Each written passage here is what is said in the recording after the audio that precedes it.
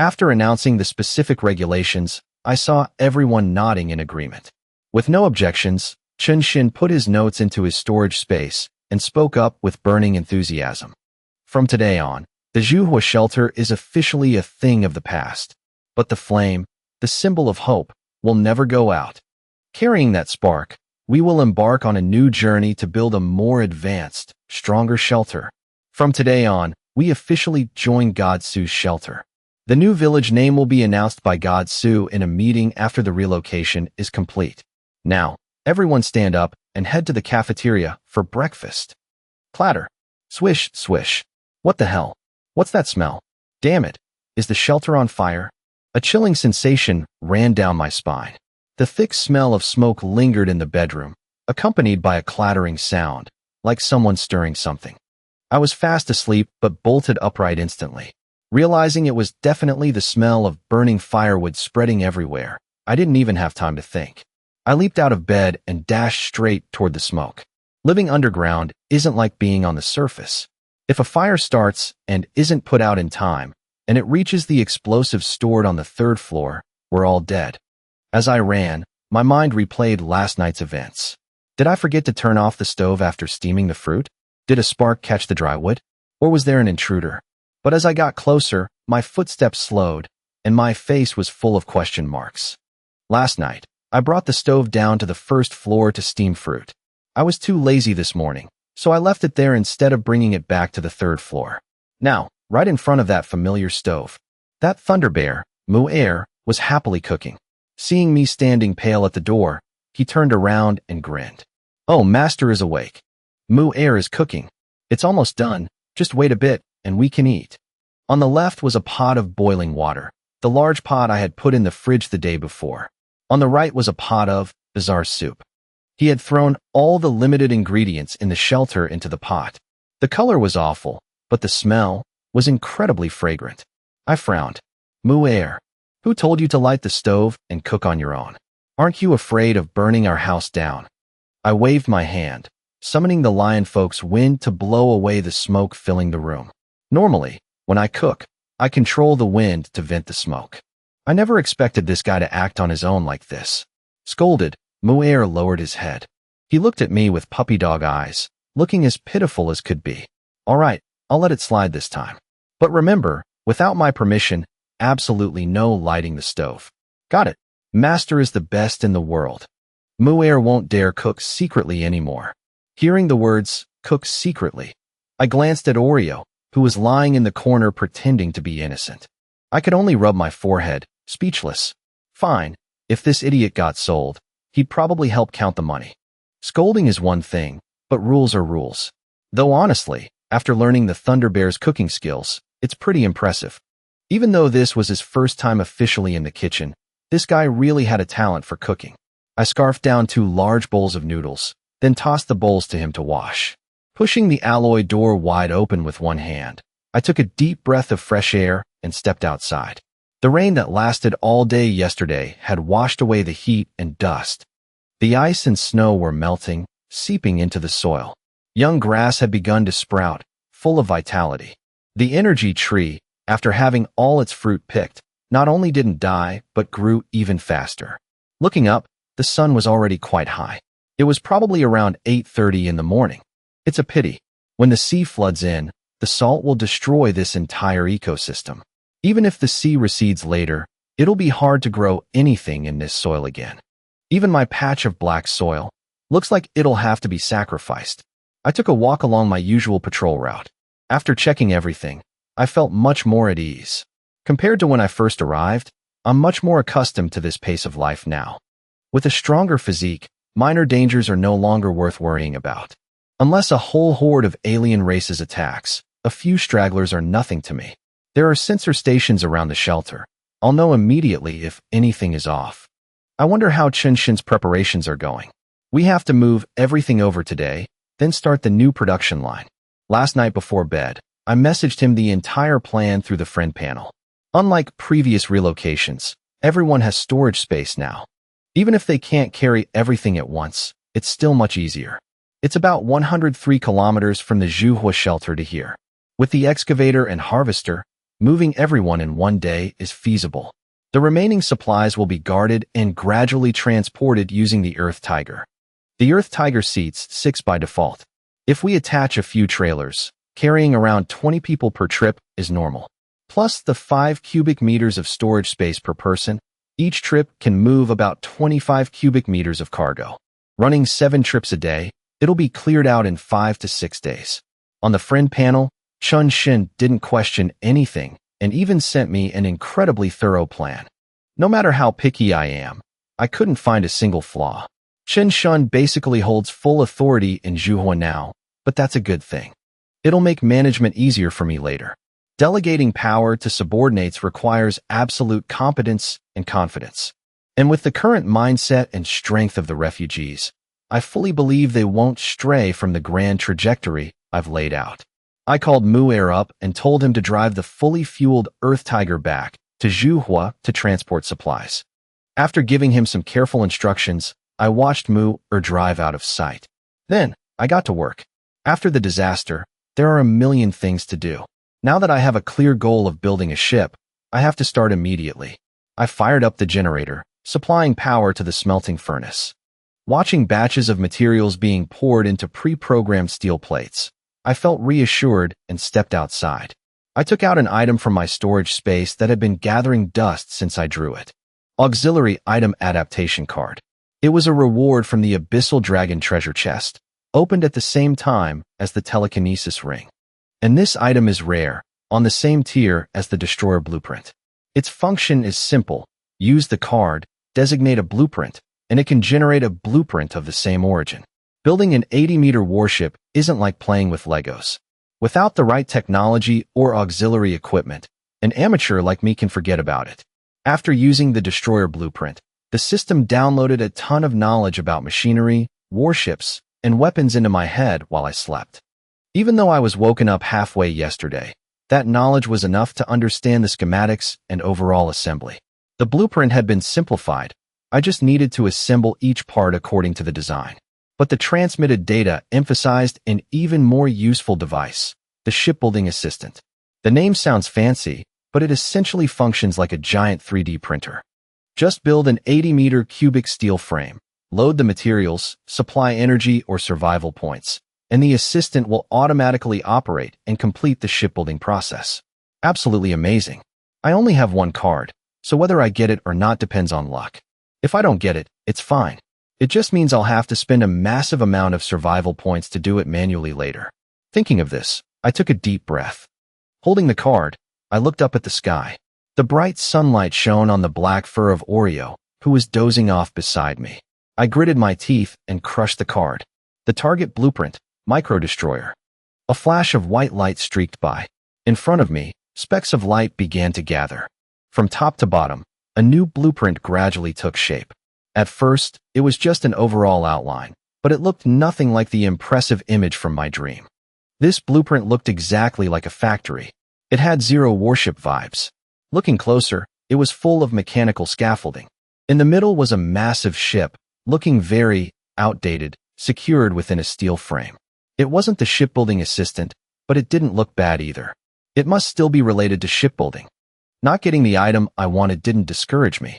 I'll just consider it building up karma for the next pull. As time went on, the blueprint's formation slowed down. It was still early anyway, and the furnace was running, so I wasn't in a rush. Over 10 minutes passed.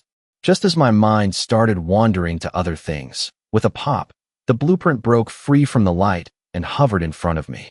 Let's see. This is the blueprint for a micro-modular shipyard.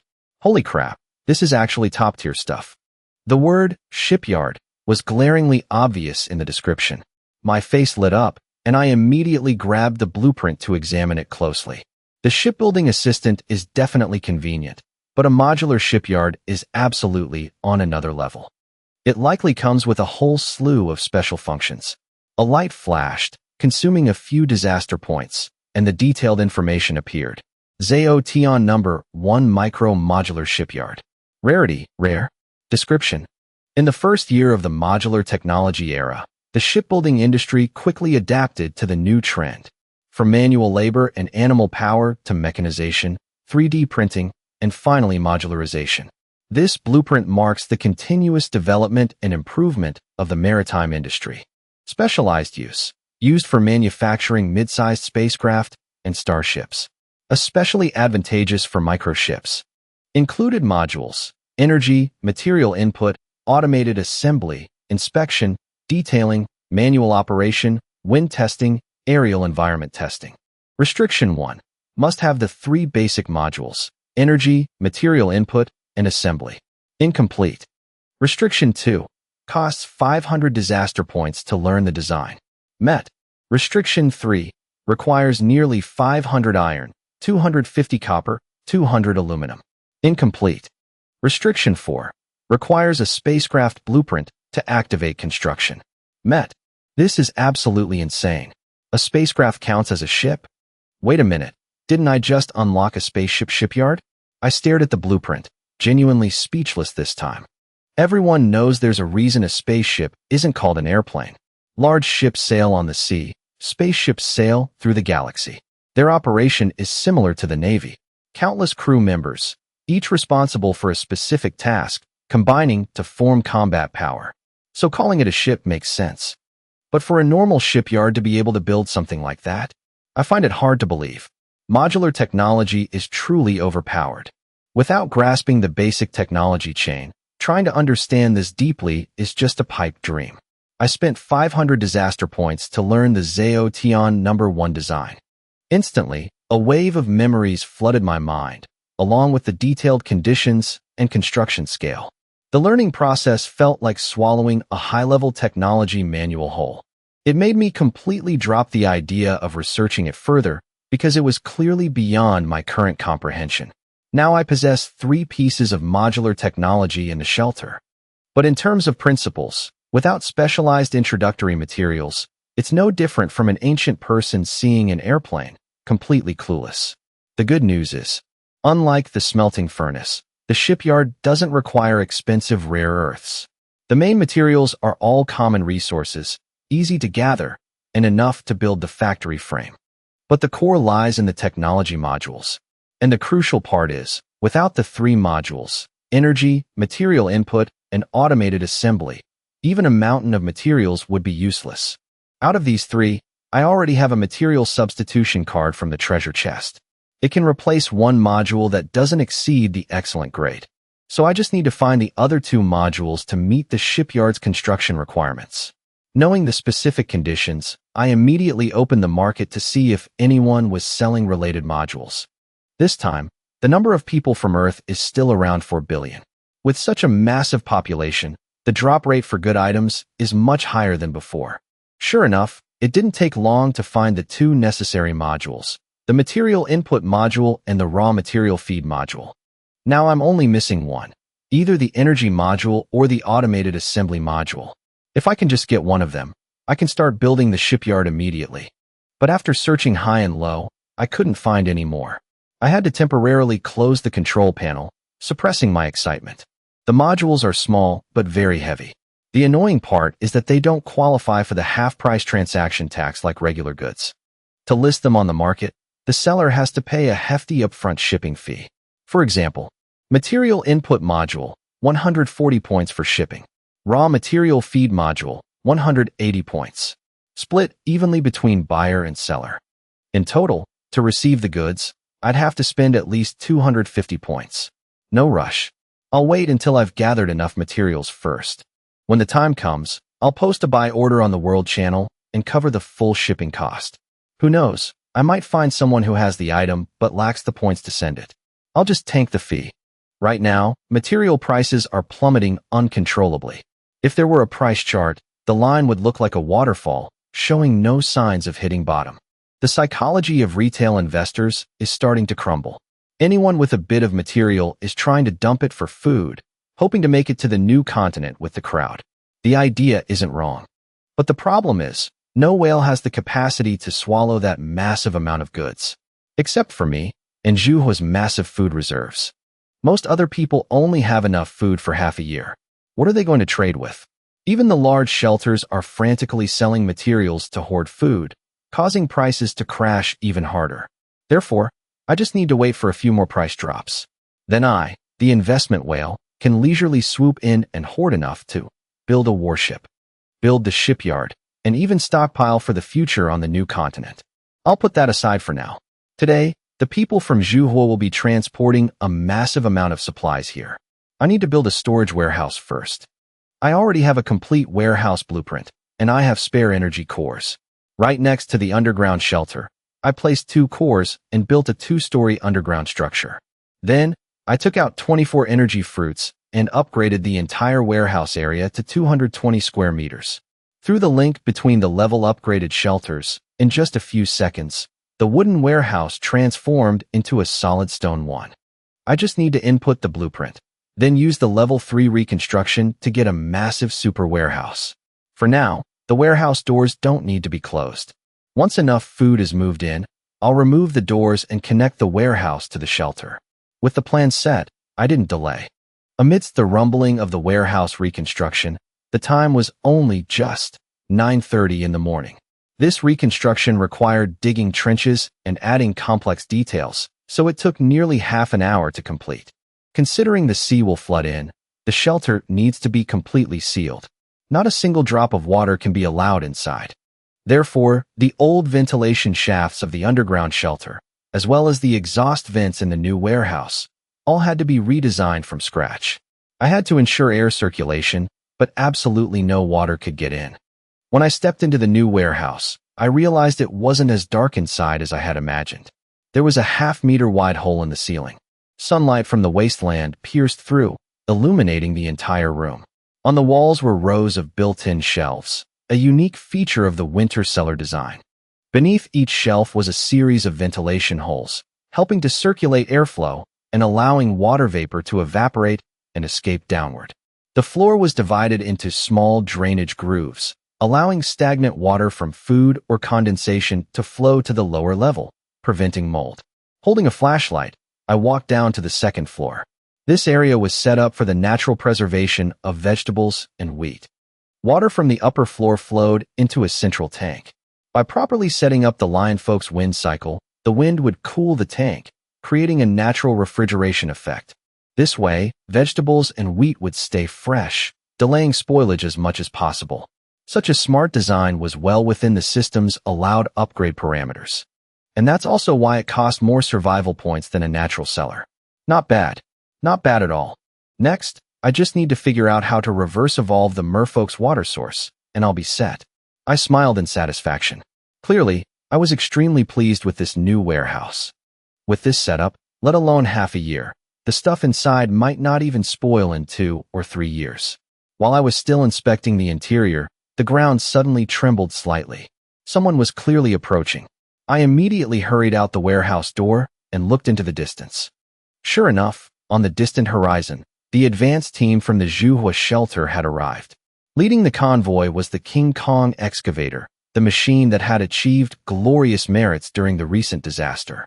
Relying on my eyesight, which was now almost terrifyingly sharp, I took one look and burst out laughing. Amazing. In the King Kong's bucket, there were at least 10 people rolling around, screaming in excitement like children. That wasn't all. Standing in the middle of the bucket, Chi Xian was carrying a large flag with the character Su printed in bright yellow, holding it high as it fluttered in the wind. Looking at their expressions, their mindset was obvious. As long as they planted God Su's flag, they were invincible wherever they went. Behind the King Kong, it was towing 2 makeshift trailers, each carrying 7 people. Roughly calculating, a single transport run by the King Kong carried up to 25 people, an efficiency beyond imagination. I could see them from afar, but they couldn't see me. However, the terrain around the shelter was already too familiar to them. They had all scrutinized it during the 2 live streams and imagined this place countless times in their dreams. Even though the convoy hadn't fully arrived, their excited cheers echoed on the wind to where I stood. Men, women, or children. In their eyes, just setting foot on this land meant absolute safety. As for Zhuhua village, where they had lived for nearly a month, who even remembers it? What's Zhuhua? Can it compare to God Su's holy land? Just looking at the green grass here. Even if it wasn't as tall as on the Hope Plains, it was brimming with spiritual energy. Who wouldn't be mesmerized? Behind the excavator was the harvester, also carrying over a dozen people. This way, just the first 2 trips had brought all the weakest people to safety. For the rest, just one more round trip, and the entire relocation could be completed today. As the convoy approached, I, standing in front of the shelter door, finally caught everyone's eye. The crowd that had been cheering suddenly fell silent. Everyone's eyes were filled with awe and respect. The vehicle stopped, and all the refugees automatically formed a 3x3 formation, standing at attention as if welcoming a high-ranking leader. Boss Suemo, we've got a total of 41 people in this batch. The group behind is only 62 kilometers away. They'll be here soon. Chun Shun hopped down nimbly from the harvester, smiling brightly as he walked over to report. On the way from Zhuhua to here, aside from a few stray mutant beasts, there were almost no threats. Not to mention, I had left a gun with Zhong Qingshu beforehand, so safety wasn't an issue. After reporting, seeing the clear praise in my eyes, Chun Shun naturally felt proud and chuckled in delight. Then he leaned in and whispered, "There's more, Boss Suemo. The villagers behind just sent word. Today, we've prepared a surprise for you." A surprise? That's right. During today's relocation, we caught a big fish. When he said big fish, Chun Shun couldn't hide his excitement. I patted his shoulder, signaling him to follow. I led everyone straight up the small hill where the underground shelter was located. From the top of this hill, you could observe the entire terrain within a 2 to 3 kilometer radius. The iron mountain lying flat on the ground was also clearly visible. A big fish? Let me think.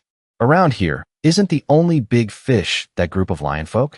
The ones who scurried off to hide who knows where. Walking and pondering, I ruled out all other possible creatures.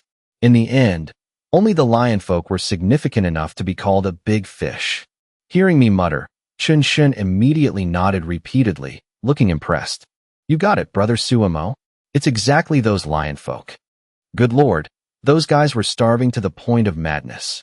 In broad daylight, with only a dozen or so of them, they actually dared to come and rob us. And we didn't even need Guzhou to step in. Just the recently trained militia was enough to teach them a lesson they'll never forget. Chun Shun got more and more fired up as he spoke, rambling on endlessly. I don't know if it was due to days of starvation or the harsh living environment, because normally, a group of 20 lion folk would still have enough strength to cause trouble across the wasteland. But now, with less than 20 days until the ocean floods in, their hideout was destroyed by the dog folk, leaving them with no ability to build boats to cross the sea. In the new version, the pitiful lion folk were pushed to a dead end.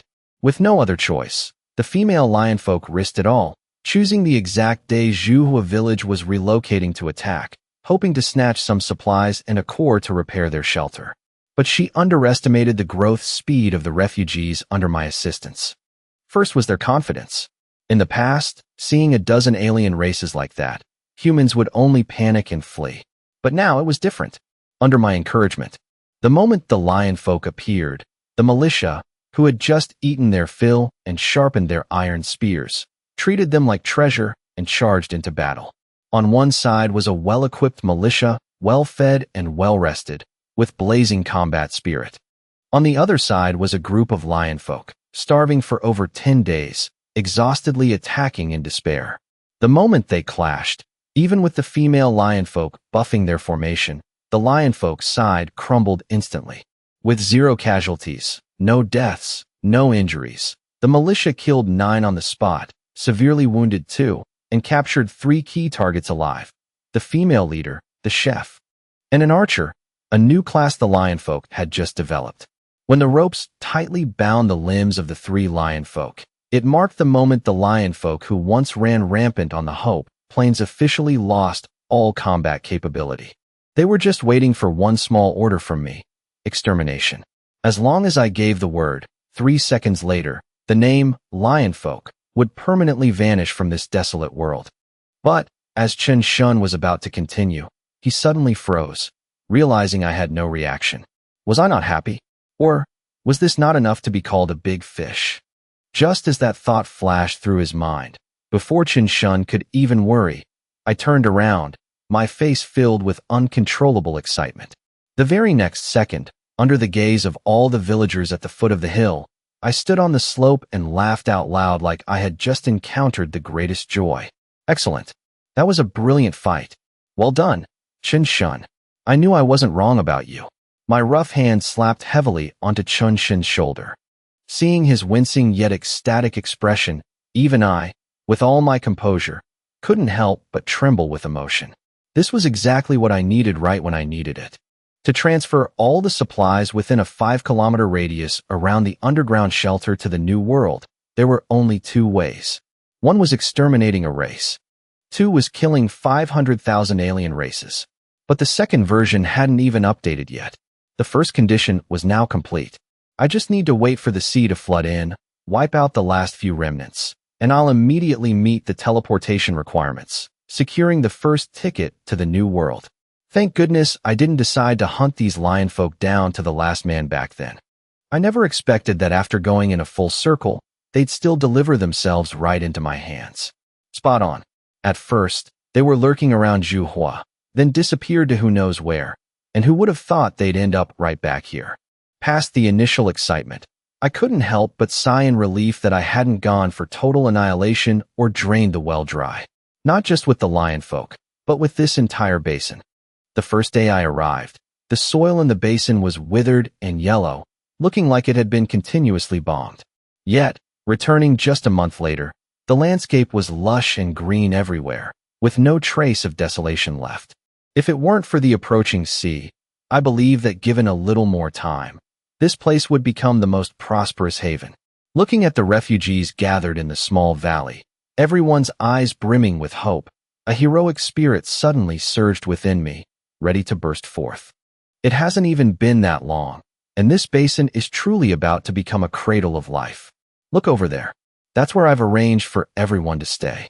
When the seawater rushes in, taking shelter inside that mountain will be absolutely safe. I turned around, guiding Chun Shun's gaze toward the iron mountain behind the shelter. In an instant, Chun Shun's confused gaze turned into sheer, utter shock. A stone mountain? An iron mountain?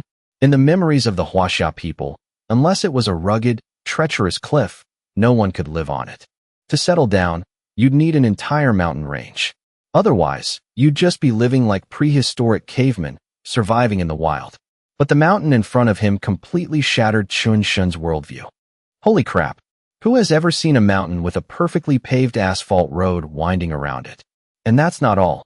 The peak had a flat clearing, as if someone had sliced it clean off with a knife. Previously, when we spoke privately, I only mentioned moving up the mountain.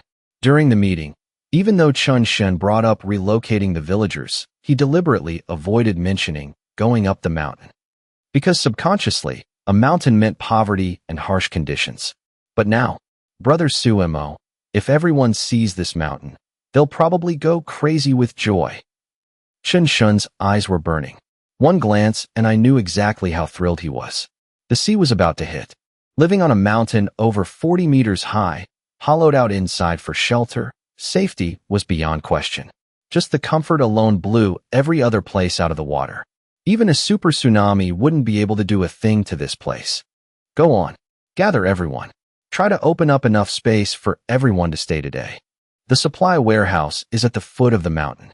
You handle the arrangements according to the plan and move everything down there. I patted Chun Shun's shoulder again, giving him an encouraging look.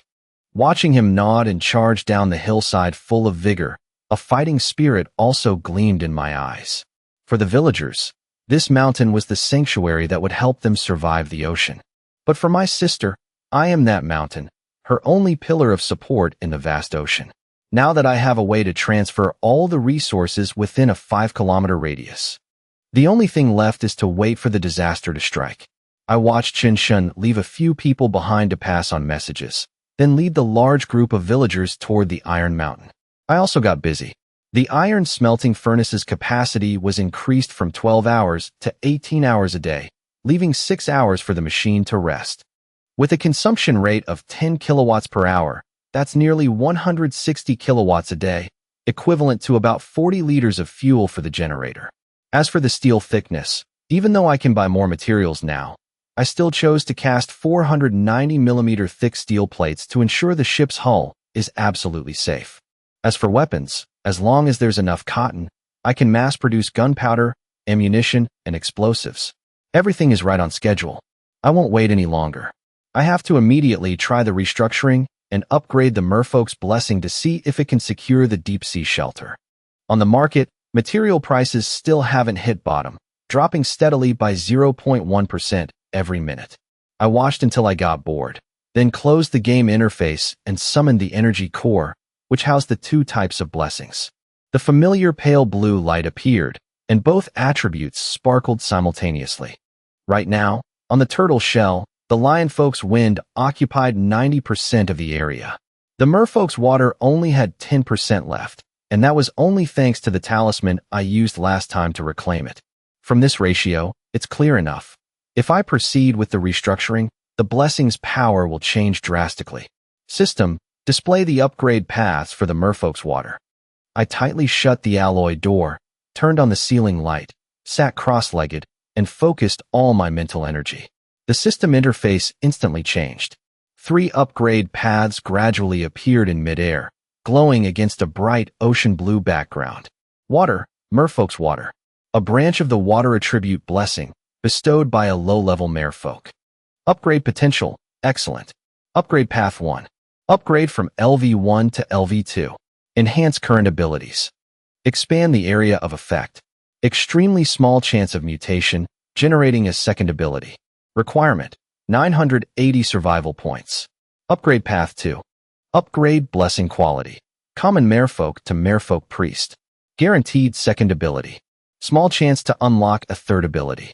Requirement, 2,800 survival points. Upgrade path 3. Restructure. Common merfolk to merfolk queen. 100% chance to generate 6 entirely new abilities. In a shelter environment surrounded by the sea, over 80% favorability from aquatic creatures. 100% favorability from the merfolk race. When a merfolk surrenders, there is a chance to trigger carp leaping over the dragon gate, enhancing the surrendered merfolk's beauty. Requirement, 55,200 survival points plus 1 supreme energy crystal. System evaluation. Oh baby, upgrading again today? What are we upgrading? Keep dreaming. It's so hard I can only look, not touch. Merfolk Queen. It only takes 50,000 points, plus a hidden energy crystal to upgrade. Over 80% favorability from underwater creatures, and 100% favorability from the merfolk race. Among the 3 upgrade paths that just appeared, my eyes were instantly drawn to the third one. This kind of favorability hacking ability is just way too overpowered. The details, if it were just 50,000 points, it'd be manageable. But adding the hidden energy crystal condition, it's just too damn expensive. Survival points can be earned back and accumulated slowly. But a hidden energy crystal, once you use it, it's gone forever. Who knows when I'll ever come across another one. Whatever, I'll just try restructuring it once and see how it goes. If it doesn't work, I'll figure something else out. Am I really going to burn all my survival points on this? Yesterday's harvest was less than 900 points, and now I have to spend 2,800 points right off the bat. It's literally the more I do, the more I lose.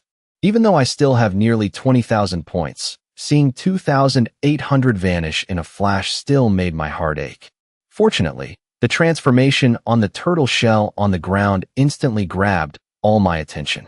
The merfolk's blessing, which originally only occupied about 10%, was now inflating continuously like a balloon, thanks to the system's green light support. The area is limited. If it wants to grow stronger, what does it do? Just push. In my line of sight, the system's blue light became the merfolk's backing. Before the lionfolk could even react, the merfolk delivered a clean, piercing strike. By the time the lionfolk regained their senses, the merfolk had already seized 30% of the territory. The lionfolk's initial overwhelming advantage was completely shattered. It's true that 2 tigers can't share one mountain. The 2 immediately clashed, tangling with each other, one moment riding on top, the next being pinned underneath. About 5 minutes later, the merfolk finally claimed half the territory. Right then, the system delivered one final push. This push caused the merfolk to accelerate massively, surging from 10% all the way to 65%, officially turning the tables. Between the 2 sides, there was only a small 5% zone left, acting like a neutral area, partly a standoff, partly a fusion. Incredible. It seems the merfolk's blessing is even stronger than the lionfolk's wind. Seeing blessings fight each other like this, it's definitely a first for me. But what I cared about most was the result of the restructuring, the thing I spent a whopping 2,800 points for. I focused my mind, and after a half-second scan, the pale blue attribute panel appeared. Supernatural attribute, Ocean Affinity, LV1. Growth potential, 2 out of 3 stars. Supernatural origin, originates from the blessing of a true merfolk priest. During the blessing process, there were slight signs of a level 2 restructuring presided over by a merfolk high priest. Supernatural ability 1, water repulsion. When the shelter is completely surrounded by seawater, by default, not a single drop of water will leak in. The outer shell will not be corroded. Can be upgraded to increase water resistance. Supernatural ability 2, respiration. Receive the highest blessing bestowed upon foreign creatures by the merfolk. While inside the shelter, oxygen will automatically circulate. Can be upgraded to increase the rate of gas exchange. Supernatural ability 3, affinity. The shelter and its owner default to receiving favorability from marine creatures.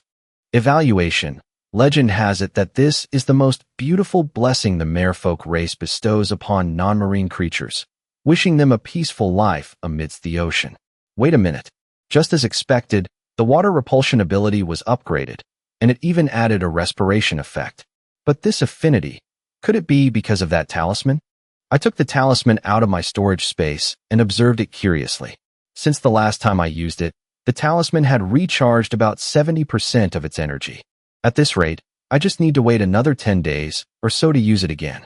The image of the flood on the talisman had now transformed into waves crashing against a reef, mystical and brimming with power. I tried bringing the talisman closer to the energy core. Unfortunately, this time, both the talisman and the merfolk's blessing remained dead silent, showing no reaction like before. Both of them seemed completely stalled. It looks like it needs to accumulate enough energy to trigger the special effect. I watched the two items oscillating at the same rhythm, feeling as if they were breathing together. Looking at the energy core, which had grown just a bit larger, I sent out a mental command. Both instantly vanished from the basement floor. In this apocalyptic world, upgrading is the simplest joy. I opened the first floor steel door and looked outside. A few refugees were sparsely making their way toward the Iron Mountain range. I stretched and sighed. Humans are truly strange. When you're alone, just seeing someone makes you want to live near them, to be close to each other. But when people actually move in, you start getting defensive. Afraid of having your benefits stolen, afraid of being used. Afraid of being turned into a pawn in this perilous wasteland. Up until now, rebelling against the leader of the old shelter was easy. At worst, you just gather a group and go set up a new base. But moving to my place is different. Once you're in, you're pretty much bound for life. People, you know, are extremely cautious before making any major decision. Even these destitute folks are the same. It seems no one dares to gamble their entire fortune just yet. But keeping a suitable distance like this is good for them, and good for me. I just need to wait for my dad to arrive. I'll coordinate with him and truly begin the process of winning these people over. I understand perfectly why the refugees revere and adore me so much. I give them a sense of security, but I don't directly interfere in their affairs or force them into anything. I keep just enough distance, letting everything run through a commander like Qin Shun. That's fine. As for winning over the hearts of the people, right now, it's both annoying and exhausting. And honestly, it's not necessary yet. I reached out and rubbed the head of Oreo, who was lying next to me, then leisurely sat down right in front of the base's gate. Just sitting there quietly, I looked exactly like some sort of guardian. And just that was enough to make the newly arrived refugees feel strangely at ease. But living in this wasteland, once you get busy, there's no stopping. From the distant horizon, Mu-Air's Earth Tiger was speeding back. The food-gathering mission had officially begun. Sacks of fragrant wheat were unloaded from the vehicle, then transferred straight into the warehouse by the refugees using their storage spaces. Cabbages as white and glossy as jade, plump red radishes, and sacks of soybeans that hadn't even been dried yet. All were laid out in front of the shelter door. A gentle breeze blew past, carrying the fragrant scent everywhere, making anyone walking by take a deep breath. As the boss of the base, naturally, I didn't need to do these trivial chores myself. Occasionally, I'd point and direct a few things, but mostly I just sat rocking in my folding chair. In the eyes of the refugees, this relaxed posture only made me exude the aura of a powerhouse even more. But little did they know, I was deeply immersed in the game's control panel, watching the material price fluctuations that were unbelievably chaotic. For in the afternoon, the time when people are most tired and irritable, was also when material prices hit rock bottom. If it dropped any further, no one would dare to buy. But if it rose slightly, everyone was afraid of being tricked. So the market stood still. Sellers didn't want to dump, and buyers were biding their time. Everyone was waiting for the first spark. Just one push, and the market would either explode or crash straight to hell. For example, right now, if I just start buying, it immediately becomes a positive signal for the entire market. Those who are panic selling will pull their orders right away and watch me closely. If I keep buying, they'll raise the prices. Then the financial whales will catch the scent and dive in. At that point, if I still need goods, I'll be forced into a passive position, getting price gouged and becoming meat on the chopping block. But what if they guess wrong and I stop buying? Then they're screwed. If even Godsu isn't buying, the goods in their hands are dead weight. And if just one small fry can't handle the pressure and dumps their goods first, the avalanche effect will crash the entire market. This is the most classic trick in Earth's financial world: psychological manipulation, driving prices up or down using news. And now, I'm the one holding the lever. I called a few refugees over and told them to stack the sacks of wheat that hadn't been put in the warehouse right in front of me. Then I opened the market panel and sorted the scrap iron prices from highest to lowest. The highest ratio right now was 1 wheat for 1.5 iron. The lowest was 1 for 1.2. If the ratio drops below 1, the small traders will panic and sell off. To prevent that, the big bosses are forced to eat up all the prices below 1 to stabilize the market. That's the last shred of dignity for the whales. And that's also the perfect time for me to strike. Price control is terrifying. Without regulation, it's literally smoothly slitting the throats of the common folk. Was the lesson I taught you guys in the seed market last time not painful enough? Now you're jumping around again. I glanced over the familiar names on the market board and sneered. Without hesitation, I swept up the top 10 highest-priced iron orders. Clatter. Nearly 100 units of iron appeared right in front of the shelter gate. At the same time, 150 units of wheat vanished. The top of the market was wiped clean, throwing the entire community watching the prices into chaos.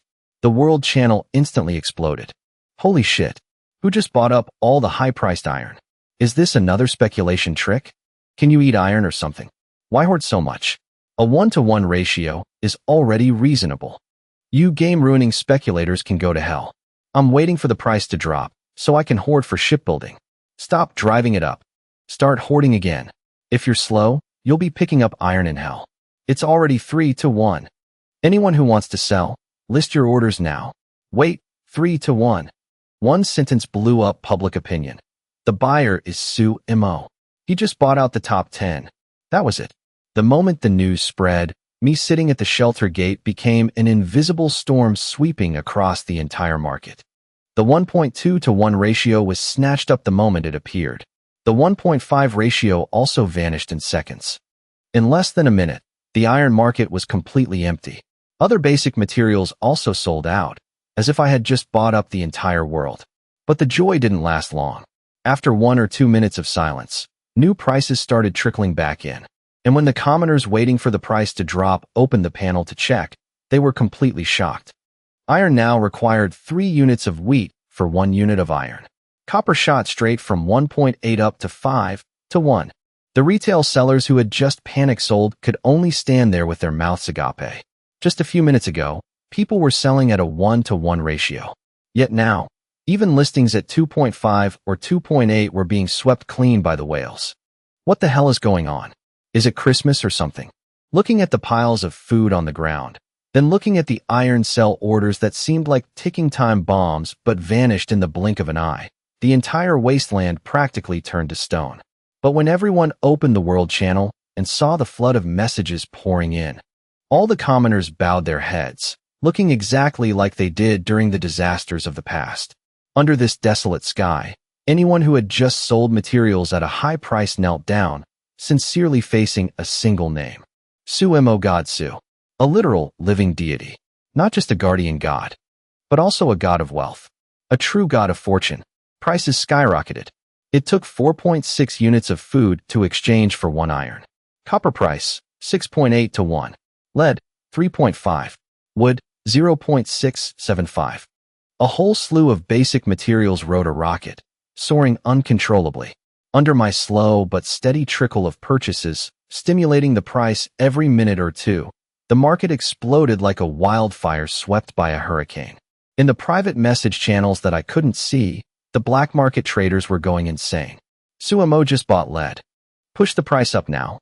He's hoarding copper again. Raise the price. Hurry. What if there are too many sellers? Buy it all up for me. Basic materials are limited. If we weather this dumping storm, we'll make back everything we lost in the seed market. Chaos. Anxiety. Extreme panic. After the first crazy price surge, quite a few seasoned traders started feeling something was off and wanted to offload their goods to be safe. But the problem was, no one knew where the peak was or where the bottom was. Everyone wanted to pass the hot potato to the next person. No one was willing to sell at the bottom. So what happens? The price only goes up. When the price hits 4, people hope for 4.5. When it hits 4.5, they start dreaming of 5. I'm not selling. You're not selling. And the price just kept climbing straight towards 6. Waves of materials were dumped across the wasteland, but then the market started to slow down. Most commoners had sold almost everything they had, even turning to mining or directly. Even though this is a global market with billions of people, production still has its limits. Just 10,000 people mining iron means 20,000 units flooding the board every minute. 100,000 people mining? 200,000 units a minute. No matter how strong agriculture is, harvesting can't match the speed of mining ore. Even with their global connections, the traders had to surrender in the face of this terrifying scale. There were sellers, but no buyers. No one's buying at 5.5, listed at 5. 5 still isn't working, listed at 3. In a market of billions, everyone thinks they'll be the last one to run. But when the avalanche hits, no one survives. And then, the collapse began. I had stopped buying for over 5 minutes, making absolutely no new moves. When the first small trader couldn't handle the pressure and started dumping, the price plummeted. Minute 1, 3.3. Minute 3, 1.15. Minute 5, 0.48. Minute 10, 0.29. In just 10 minutes, the exchange ratio dropped straight from the initial 1.2 down to 0.29. And this crash still hadn't stopped. Goods continued to be listed like a waterfall. People started to panic. We have to run now. This wasteland market isn't the Huaxia Stock Exchange with a 10% daily limit. This is a global war. And in 20 days, when the major update drops, everyone will set off for the new continent. By then, all these basic materials will become trash. Iron won't just be 0.29. Even 0.1 will be considered high.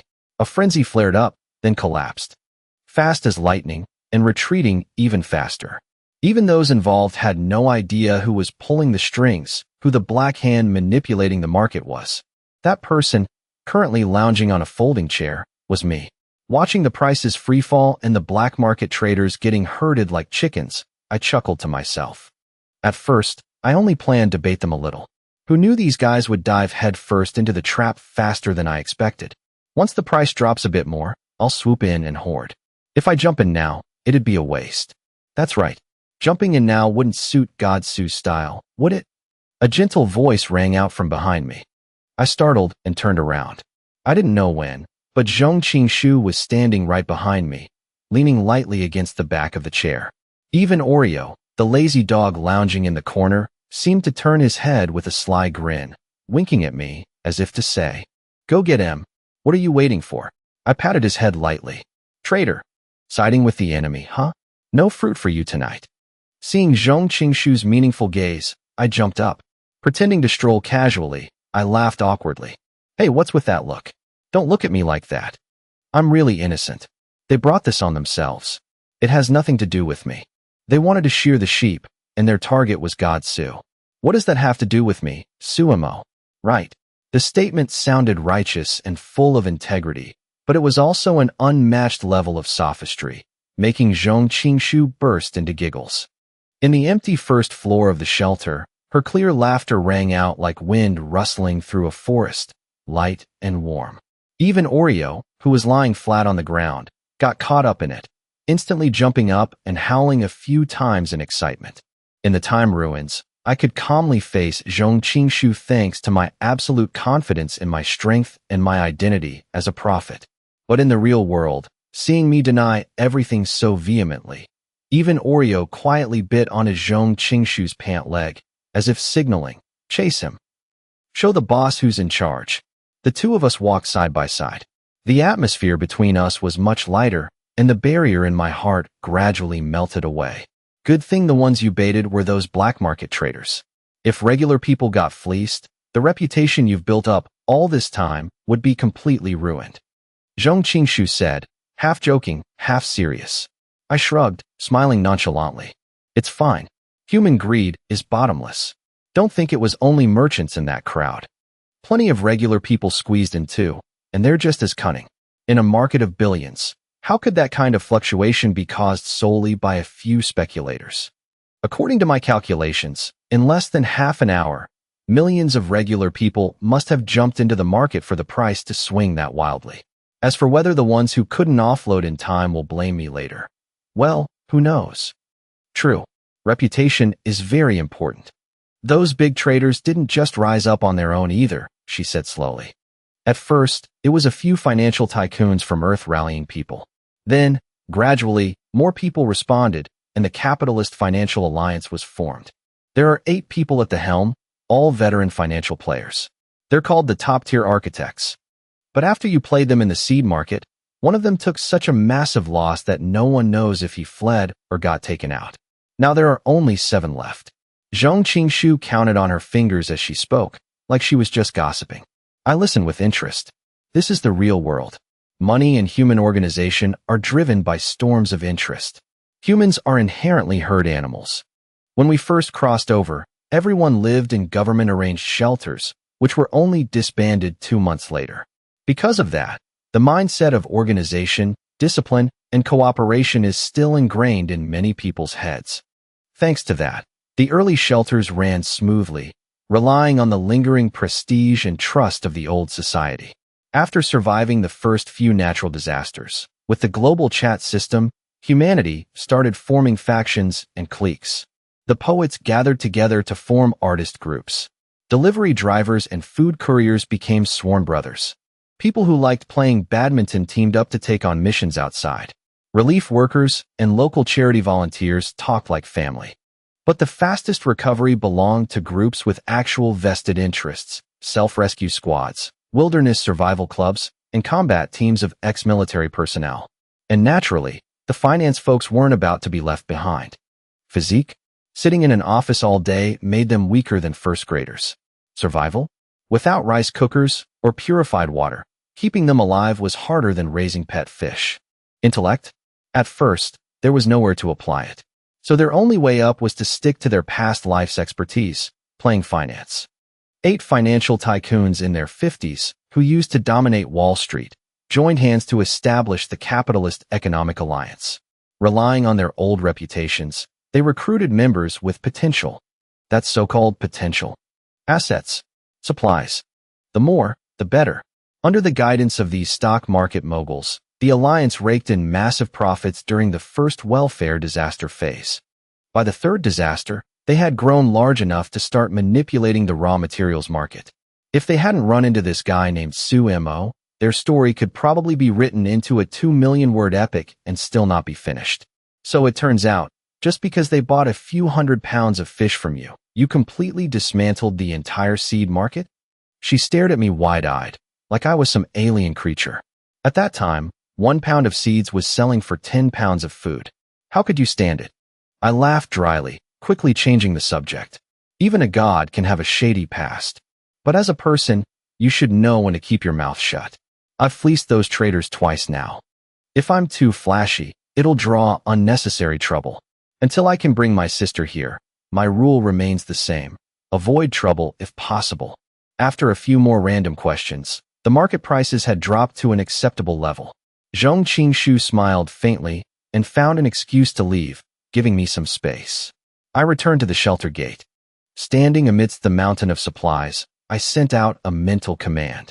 The market panel opened, and the numbers jumped before my eyes. Current iron price, 0.19. 1 unit of wheat in the game weighs about 0.15 pounds. It's not fixed. Wet wheat is lighter, dry wheat is heavier. The control panel calculates it automatically. Generally, 9 units of wheat mill into 1 pound of flour, enough for an adult to survive a whole day in the wasteland. As for mining 1 unit of iron ore, players have to grope around in dark mines. At best, they can dig 14 to 18 units an hour. At worst, only 8 to 10. On average, 6 hours of mining a day equals 60 units of iron. With the current exchange rate of 0.19 wheat for 1 iron, that amount is more than enough to trade for a full day's food, with some left over. Just from that, you can see how insane the prices those traders pushed earlier really were. 0.19 is a decent level. Any lower, and the miners won't be able to survive. Glancing over, I saw the price of copper had dropped to 0.33. I didn't wait any longer. I transferred all my crops to the trading panel, ready to go on a massive hoarding spree. Right now, to build a level 3 destroyer, the most crucial thing I need is steel plates. I need to secure at least 5,000 plates to feel at ease. The ratio is 13 units of iron for 1 steel plate. So, I need a total of 65,000 units of iron. In the warehouse right now, the entire base combined only has a little over 8,000 units of iron. Subtracting what needs to be kept in reserve, I decided to buy an additional 60,000 units. I need less copper. 7,500 units will be enough. Subtracting the inventory, hoarding another 6,000 will do. In this crumbling market, even if I have to pay double for iron, it'll only cost me about 120,000 units of wheat to fulfill all my needs. That number, in a stable market, would definitely be a massive purchase. But right now, with prices hitting rock bottom, hoarding materials for both the warship and the shipyard upgrade won't even make a ripple. Even though someone on the World Channel deliberately spread the news, God Su is hoarding. The result was just like the boy who cried wolf. After shouting it so many times, no one believed it anymore. My previous small, scattered purchases had completely worn away the commoners' enthusiasm. No matter how much the speculators screamed, no one wanted to hold on to goods anymore. With just 26,760 units of wheat, equivalent to about 4,000 pounds, I traded for all the materials needed to build the level 3 warship. As for upgrading the shipyard, just another 1,200 pounds of wheat was enough. I pressed the button to withdraw the items. The sky seemed to tear open into a massive hole. Crash! Iron poured down from the sky like rain, piling up into mountains around the base. Fortunately, the system remembered the material placement locations, so all the iron and copper were neatly stacked into massive piles. Under the sun, the iron wall, stretching over a kilometer or two, gleamed with a cold metallic luster, forming a literal wall of steel. The commoners watching from afar gasped in amazement, but they weren't overly shocked anymore. After witnessing me harvest millions of pounds of wheat with their own eyes, a mountain of materials like this was completely acceptable to them. After this material hoarding spree, the only thing left was to go on the World Channel and find the remaining missing modules for the shipyard. I strolled along the dirt path, weaving through the iron wall, looking around with full satisfaction. Then I returned to the shelter, entering the final hoarding phase before the disaster. There are dozens of shipyard modules, big and small. Regardless of whether I could use them immediately, I decided to hoard them all at once just to be safe. The results were very promising. Right after posting the order, I received several private messages back to back. The 3 most basic modules arrived first, especially the energy module. Combined with another module I already had and the material card, I could start manufacturing right away. Delaying would ruin everything. Spending 510 disaster points on shipping fees and 860 pounds of wheat for the trade, I exchanged for 4 crucial modules: the energy module, the inspection module, the material input module, and the detailing module. As for the raw material feed module I had listed earlier, the seller saw my identity and arrogantly jacked up the price, copying an attitude. Oh, trying to play the whole world? Forget it. I didn't bother arguing. After checking and seeing that I could manually load the materials myself, I just blacklisted him. A light flashed. 510 disaster points vanished in a familiar pang of pain. I moved all 4 new modules to the first floor garage. They were all very sturdy, with no damage. The furnace in the garage was still glowing red, continuously casting steel. I checked the generator, saw everything was fine, then closed the iron door and left with peace of mind. In the wasteland, as long as the sun is out, 5 p.m. is still as bright as day. In front of the supply warehouse, goods were piled high like a mountain. Under Muir's command, the convoy had completed 3 full trips. People who had only lived in the wasteland for over a month already had guts as big as the sky.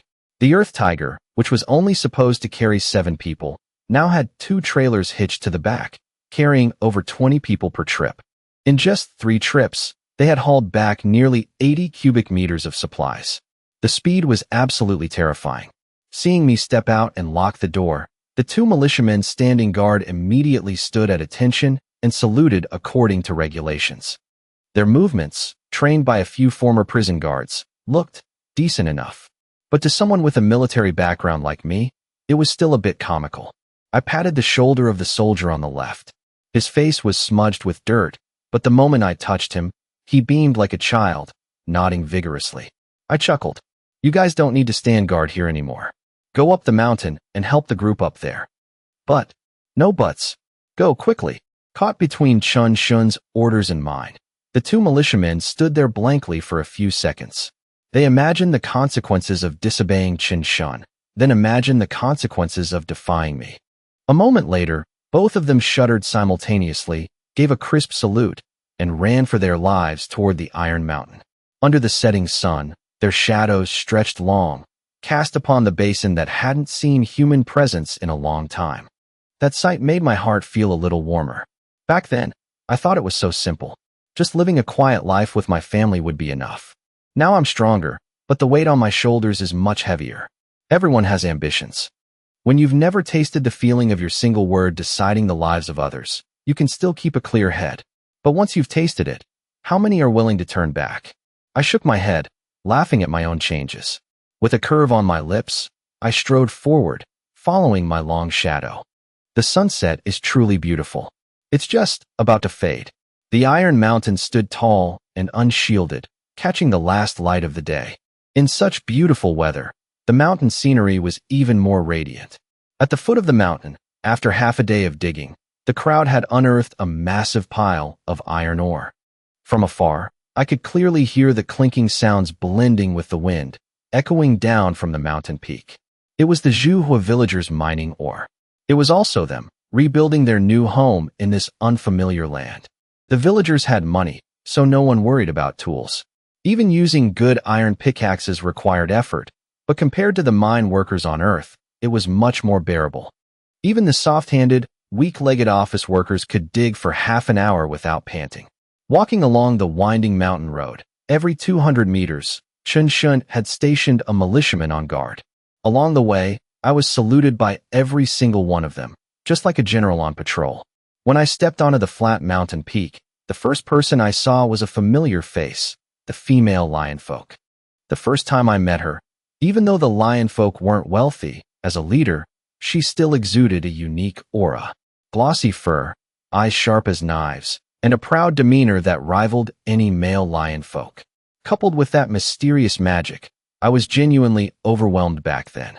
The second time, the lionfolk camp was burned to the ground by the dogfolk, and their people were scattered. On a windy night, the surviving lionfolk charged at the fortress, burning everything in their path. Even though the female lionfolk was ragged and battered then, she still stood proudly before her kin, casting magic with an intensity even stronger than the first time. The third time, after the dogfolk fortress was destroyed, on the way back to Zhuhua, I wiped out a few lionfolk. The rest, including her, were terrified. The arrogant look from before had completely vanished, like a pack of lion cubs scared out of their wits. And now, looking at her in front of me, her fur almost entirely fallen out, her body covered in wounds and red rashes, her eyes lifeless, I just shook my head slightly and walked closer. She was bound with vines as thick as a wrist, tied in an extremely professional capture knot. Even in her prime, she wouldn't have been able to break free. This tying method also forced her line of sight downward. She could only look at the ground. Until I stood right in front of her, she still couldn't look up. Step by step, when my shadow blocked the sun, she squinted slightly from the glare but remained motionless, just staring at the light cast on the ground. As a prisoner of war, she knew full well what her fate would be. Even so, she still didn't dare give up hope of surviving. A believer who dies at the wrong time will go straight to hell. She was still clinging to a sliver of hope for escape. But the moment that familiar scent brushed past her nose, she froze. Who's there? By now, the lioness had learned human speech, just like those white-robed dogmen. Her voice was a mix of curiosity and caution. This scent, it was both strange and familiar. For a lion, the sense of smell isn't their strongest trait, but it was enough to recognize an old acquaintance. I didn't give her much time to think. I crouched down and took off my pitch-black mask. My face was revealed. It was the very person who had filled her with fear, hatred, obsession, and helplessness for the past few months. It's you? Devil Sue. The lioness's reaction was so violent that, despite being tightly bound, she thrashed around like a maniac the moment she heard those words. She struggled relentlessly. Her eyes held no resentment, nor any desire to attack. It was pure fear. She was terrified. She just wanted to run, to escape my demonic clutches. Right beside me, Oreo was watching. Seeing her panicked state and hearing her muffled whimpers, he made an, "Oh, so that's how it is" kind of expression. But he didn't approach. He just lay behind me, his eyes locked warily on the lioness. The atmosphere grew heavy. Aside from the sound of the ropes rubbing against her skin as she struggled, it was dead silent. I stood there like an emotionless shadow, staring straight into her eyes. Imposing dominance is crucial. I had grown addicted to this through countless battles. After more than a minute of eye contact, no matter how gutsy she was, that gaze was enough to make her hair stand on end. Finally, she was forced to stop. I thought a few days apart wouldn't change much. Whoever taught you human speech sure worked fast. I spoke calmly, loosening her ropes just a bit. My tone didn't sound like I was talking to a prisoner. Even though I used to despise what she did, my emotions had cooled down somewhat. The Lion Beastman tribe was definitely going to be wiped out. But before that, while there was still time, the most important thing was to extract all their secrets. The alien invasion, the sacrifices, the teleportation, and anything else related to their survival. Devil Sue, stop pretending to be a good guy. Your heart is more venomous than the mages of our Lion Beastman tribe. Don't even dream of tempting a loyal priestess. And definitely don't expect to learn anything from me. I had no idea where she learned such dramatic human phrasing. She spoke with absolute solemnity, as if she were holding her head high, ready to die. But I could tell at a glance. Her constantly shifting eyes showed she didn't want to die at all. All right, if you don't want to talk, that's fine. I won't force you. But you don't have much time left. If I still can't get anything out of you after the next disaster, then the Lion Beastman tribe won't need to exist anymore. I reached out and patted her head. I wore a gentle smile, the exact image of the villain she claimed I was. And this simple action made her tremble so violently she looked like she was about to lose her mind. She was so terrified she couldn't utter a single word. Killing a false god was a glorious achievement for me and humanity. But to the alien races who witnessed it firsthand, it was a dark miracle. In the lioness's eyes, I had practically become a terrifying lion god. So, how could she not tremble? Keep a close eye on her. Give her the standard food rations. Don't cut them. I wanted to make sure she lived for the full 20 days. Understood. The two militia guards immediately stood at attention, saluting sharply at my command. I waved my hand, telling them to move her to a shadier spot, then continued walking toward the center of the high ground. This area was about 500 square meters, not too big, not too small. Right now, there were no designated walkways yet. The central 300 square meters had already been dug down an entire level. In just half a day, the villagers of Zhuhua had dug down several meters. Their efficiency was absolutely insane. In just 3 to 5 more days, a brand new underground shelter would be completed. Seeing me come up to inspect, The workers below pushed themselves even harder. The rhythmic clinking of pickaxes rang out crisply like forging iron. It was a satisfying sound. The civilians were doing hard labor, but the higher-ups weren't just standing by either. From the former manager of the Zhuhua shelter, Wu Feiguang, to the Shiqin security captain, and even Chen Shun, everyone was down in the pit, sweating and working. Seeing that sight, I was genuinely pleased. In the lawless apocalypse, the most terrifying thing is the formation of rigid social classes. Once a hierarchy is set in stone, the whole group goes downhill. Everyone starts slacking off and getting lazy. Now that the management tier was leading by example, this kind of efficiency made perfect sense. However, real-life construction isn't like a video game. Digging a place to live requires more than just structural stability. You have to factor in drainage, lighting, and spatial layout. After observing for a while, using my half-baked architectural knowledge, I pointed out a few flaws and had them corrected immediately. Just then, Chen Shun, who was directing things down in the pit, climbed up a narrow path, his face beaming. "Boss Su, that lioness is stubborn as hell." The guys told me she was cursing the entire way back. Unlike the others, Chen Xin had been with me since the early days, so there was a natural familiarity between us. I was his boss, but we also felt like old army buddies. Mentioning the lioness, his eyes lit up with a gossipy gleam. He was clearly curious about the alien world too. "She's right over there. If you want to know, go ask her yourself." I patted Chen Xin's shoulder, my eyes still on the villagers digging the drainage ditch, calling out a few spots that needed fixing. We chatted so casually that the villagers looking up from below couldn't help but feel a sense of admiration. Hearing my response, Chen Xin immediately waved his hands. Nah, I'm good. I won't ask." But his legs practically sprinted over to the lioness. It was hilarious. I watched him go, a thought stirring in my mind. Interrogation is an art form and a test of patience. The lioness was extremely hostile toward me. But who knows? Switching to someone like Chen Shun might actually be more effective. Putting that aside, the construction was still a race against time. During the day, this wasteland baked at over 30 degrees, but at night, the temperature plummeted. 8 or 9 degrees was the norm, and it wouldn't warm up again until early morning. So, before dark, we had to at least finish the framework so everyone had a place to sleep. The minor details could be handled tomorrow. After directing the work for a while, fixing this, adjusting that, I started to feel tired too. Taking advantage of the villagers' water break, I sat down, told Oreo to keep watch, and opened the system to access the training grounds. The training grounds didn't teach theory, it was all practical skills. For 100 survival points, I immediately selected the basic tunneling course, intermediate level. It covered everything from excavating dirt and clearing tunnels to designing drainage systems and maintaining structural integrity.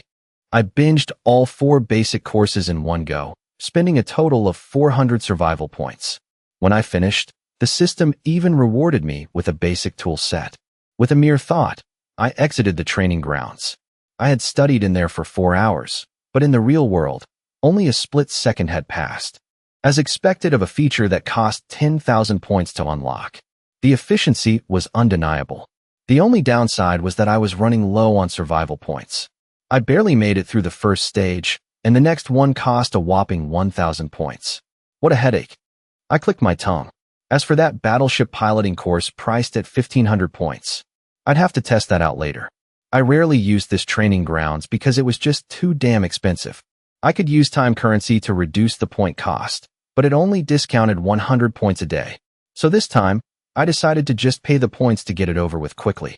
Right now, I was earning about 600 to 1,000 points a day. As for time currency, I'd have to wait for the ruins to open to get more. After resting for a bit, as the villagers resumed their work, I took the opportunity to consolidate the knowledge I'd just learned and collected the tools the system rewarded me. I stood up and looked down at the construction site. I instantly realized that the mountain alcove structure had a ton of flaws and extreme risks. The crazy part was, my brain automatically came up with ways to improve every single one of them. Awesome. Those 400 points were totally worth it. Knowledge truly is priceless. I started directing the adjustments. The more I tweaked, the deeper my understanding of what I'd just learned became. Looking down from above, The shelter looked significantly better after the modifications. It even had a certain hidden architectural beauty to it. The sun gradually set. By the time it was completely dark and the torches were lit, everyone finally started to feel the exhaustion. Mu'er, who had been in charge of transportation all day, led his group of villagers back, rubbing his belly and complaining about being hungry. After washing their faces and dusting themselves off, the shelter's cooking team quickly brought out a simple dinner, which was practically a luxury in our current circumstances. Mu'er didn't stand on ceremony and sat right down to eat with the villagers. Seeing that, I didn't hold back either and sat at the same table as the Zhuhua management team. The meal consisted of soft, fluffy white, steamed buns, crunchy pickled radishes that burst with a savory flavor with every bite, and spicy, fragrant kimchi that kept the meal from feeling too heavy. And the final dish, tofu and napa cabbage soup. 2 sides and a soup. Back on Earth, it would be incredibly ordinary, but in this barren apocalypse, it was an absolute feast. I hadn't picked up my chopsticks yet, so no one dared to eat first. From the commoners to managers like Wu Feiguang, everyone was looking at me, waiting. Wait, where's Chen Shun? Someone call him over to eat. Seeing me look around, Chi Xian suddenly slapped his forehead and hurriedly ordered the militia to go look for him. But before they could even take a step, Chen Shin's figure appeared in the distance, sprinting down the small path. From afar, his face was a blur, but I could clearly see he was so ecstatic he looked like he was about to take off into the sky. Oh, no way. Did this guy dig up some juicy intel? Ayo, my dear Chief Chun. Everyone's just waiting on you. Seeing Chen Shin approach, Chi Xian stood up with a smile, trying to smooth things over for him. Given the situation, showing up late like that was basically a taboo. If I were a hot-tempered guy, my face would have darkened a long time ago. But before anyone could step out to greet him, Chen Shin spoke up first. He didn't look apologetic at all. Instead, he was grinning from ear to ear. Old Chi, don't blame me today. I'm waiting for someone too. As he spoke, he took long strides, completely ignoring everyone's stares. He leaned in close to my ear and whispered a few words. His voice was so low and deliberately muffled that only I could hear it. No one knew what he had just discovered, but looking at that radiant face, even an idiot could guess it was good news. As for how important it was, everyone had to look at my expression to guess. It only took a few seconds. When they saw my furrowed brows gradually relax and the corners of my lips curl up, Chi Xian breathed a sigh of relief and sat right back down. Damn, this guy Chun has done it again, someone muttered from below. One spoke, one listened, while down at the foot of the mountain, 100 people held their breath in anticipation. About half a minute passed in slight awkwardness before I reached out and patted Chen Shin's back. Let's eat. We can't rush this. We need to plan every step carefully. Yes, Brother Su. Leave this to me. Give me 5 days, and I guarantee I'll make her talk. All right, I nodded. He plopped down into the empty chair next to me, which had been reserved just for him. Everyone else took their seats one by one, skipping the tedious formalities. The moment I raised the first white steamed bun, the entire camp erupted into cheers. Dinner time began. The scene was no different from a massive village feast back home. My table only had 7 people, while the rest squeezed 15 to a table. After everyone grabbed a steamed bun, the cooks brought out another basket and set it down. The plate of pickled veggies was wiped clean. No problem, a fresh plate was brought out, mixed with the leftover sauce for an even richer flavor. Sitting amidst the bustling crowd, even though it was just simple veggies and plain food, it tasted incredibly delicious. I scarfed down 5 steamed buns and drank 2 bowls of tofu cabbage soup before my round belly finally called it quits. As for Mu'er, he polished off an entire pot of soup by himself. That appetite was truly unbelievable. On the mountaintop, the lively chatter and the flickering firelight illuminated everyone's beaming faces. With the militia standing guard, the refugees felt much more at ease. Gone were the cramped, anxious days back at Zhuhua village. The only pity was that there was no white liquor to toast with for today's housewarming. Everyone was only given a single sip of light wine. As the meal drew to a close, the management team, who had been holding back since the start, finally got my nod. Wu Feiguang stood up and spoke with solemn authority. Quiet down, everyone. Today is the first day our entire village has moved to our new home. It's time to officially hold our housewarming ceremony. He took a breath and continued, his voice ringing out clearly, obviously prepared well in advance. Every grain of rice, every bowl of porridge, we must cherish. Every thread, every inch of fabric, we must understand doesn't come easily.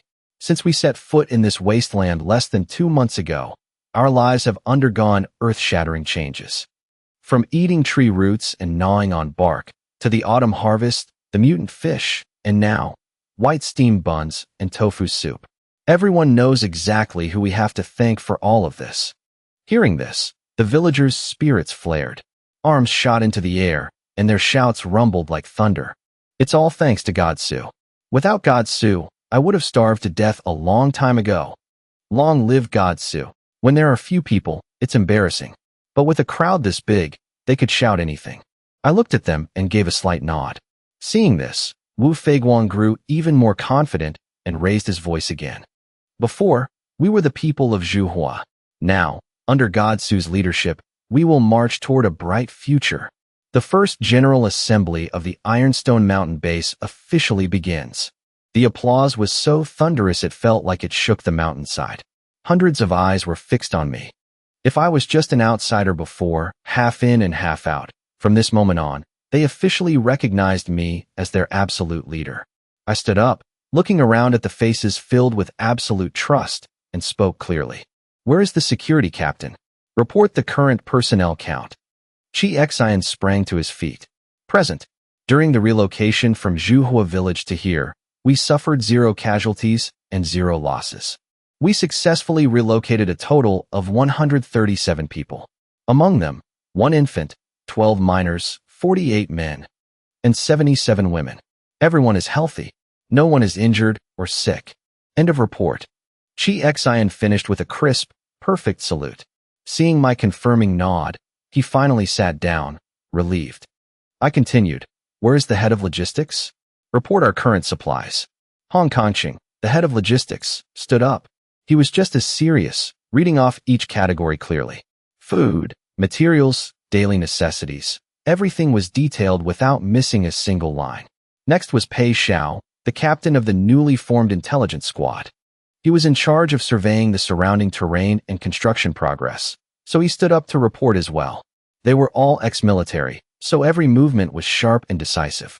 Their reporting style was the same, clear, coherent, and straight to the point. The villagers below clapped and cheered at first, but gradually fell silent. By the end, everyone wore a look of visible pride. They were the ones who had directly contributed to these achievements. Before hearing the report, even if they had guessed, they couldn't have imagined that things had exceeded such incredible levels. Our current reserves were enough for 137 people to survive at a bare minimum for a whole year. Even if we didn't harvest anything else for the next year, we could still survive purely on this stockpile. Seeing the crowd start to buzz, Chi Xian barked out an order. Silence. The entire courtyard instantly went dead quiet. I spoke up, my voice deep and steady. After hearing these reports, I am truly very pleased. All the effort, all the hardships everyone has endured recently, I've seen it all. From being modern people to ending up in our current situation. This was the final step before I officially took the throne. I began to publicly outline the development direction of the shelter, clearly presenting the plans to deal with the upcoming disasters. I explained every rule and policy in detail, making them easy to understand. In an apocalyptic world, people were used to being ruled by dictators. So when they realized my rules weren't nearly as harsh as they expected, the voting process went faster than anyone could have imagined. In total, 12 major laws and 18 minor regulations were passed with 100% approval. I emphasized the crucial points. No killing each other within the village. No fighting over supplies. If there's a conflict, report it to management to resolve. The rest of the rules revolved around collective development. As for the issue the villagers cared about most, earning merits and receiving rewards, I made it clear. Even the smallest achievement will be rewarded with supplies. The greatest achievements can earn you a spot in the underground shelter. As long as you meet the requirements, you get rewarded the same day. The moment I finished, the atmosphere in the assembly exploded once again. Seeing the time was right, I raised my voice powerfully. From Zhuhua village to this mountaintop, this is only our first move. But it is absolutely not our final destination. I declare that Zhuhua village version 1.0 is officially over. Let us hope version 2.0 sets sail with the wind. From today on, you are all citizens of Hope Village, directly under the jurisdiction of my shelter. I raised a hand high and shouted, Hope Village. The answering roar was deafening. Hope, hope. A towering wave of morale swept from the mountaintop down into the darkness below. I spoke again. These achievements are not just my doing, but the result of everyone's hard work. Right here, right now, I propose we all raise our glasses and toast. Cheers to us entering the 2.0 era. For the Chinese, discussing major matters without drinking is like missing half the etiquette. The moment the glasses were raised, the atmosphere instantly heated up again. Once the Hope Village sign was erected, the celebration officially began. But it only lasted about half an hour. As soon as it was over, everyone immediately went back to work. Thanks to the torches, the muscle memory from working all day, the cool breeze, and full stomachs, their nighttime efficiency was even higher than in the morning. I stood by, directing and adjusting each section. By 11 p.m., the first batch of residential caves was finished enough for temporary use. The other details in the caves and the mountain foundation would be gradually completed over the next few days. I'm heading back first. If anything happens, report to me immediately. Remember, think thrice before you act on anything. Chen picked things up very quickly, both in management and adaptability. Standing at the edge of the cliff, I gave him a few final instructions. Looking at this sharp young man, I felt even more reassured. After handing things over, I took Mu'er and Oreo and leisurely headed back to the shelter. As for the lioness, just as expected, she wasn't as tight-lipped as she looked. After a series of interrogations mixed with Chun-Shin scratching right at her weak spots, even though she hadn't completely submitted, she revealed a crucial secret. The alien races also had a chat channel. Not only that, aside from the market and crafting interfaces that only humans possessed, the alien races had a similar interface. They could communicate and learn skills. The human language the lioness spoke was learned from that very interface after fulfilling a certain condition. Hearing this, Chun-Shin and I immediately thought of one word, spy. Among humanity, someone was secretly passing information to the alien races. The aliens received the intel, relayed it through their chat channel, and formed a hunting network. Currently, because the wasteland was too vast, there was no obvious threat yet. But once the ocean opened up, if the rumors on the global chat were true, the majority of humanity would ally and head for the new continent. If a spy leaked the migration routes and the aliens ambushed us, it would be an absolute apocalyptic disaster. I muttered, damn it. The situation is getting more complicated by the minute. Now we have to worry about the land aliens teaming up with the aquatic ones. I need to contact the official government shelters ASAP and find a way to break this deadlock. Based on experience, the government definitely had more intel and more contingency plans. For example, in this situation, if humanity could lure the alien spies, those traitors, we could feed fake news into the chat channel. Lure the aliens into a trap. A classic mantis stalking the cicada, unaware of the oriole behind scenario.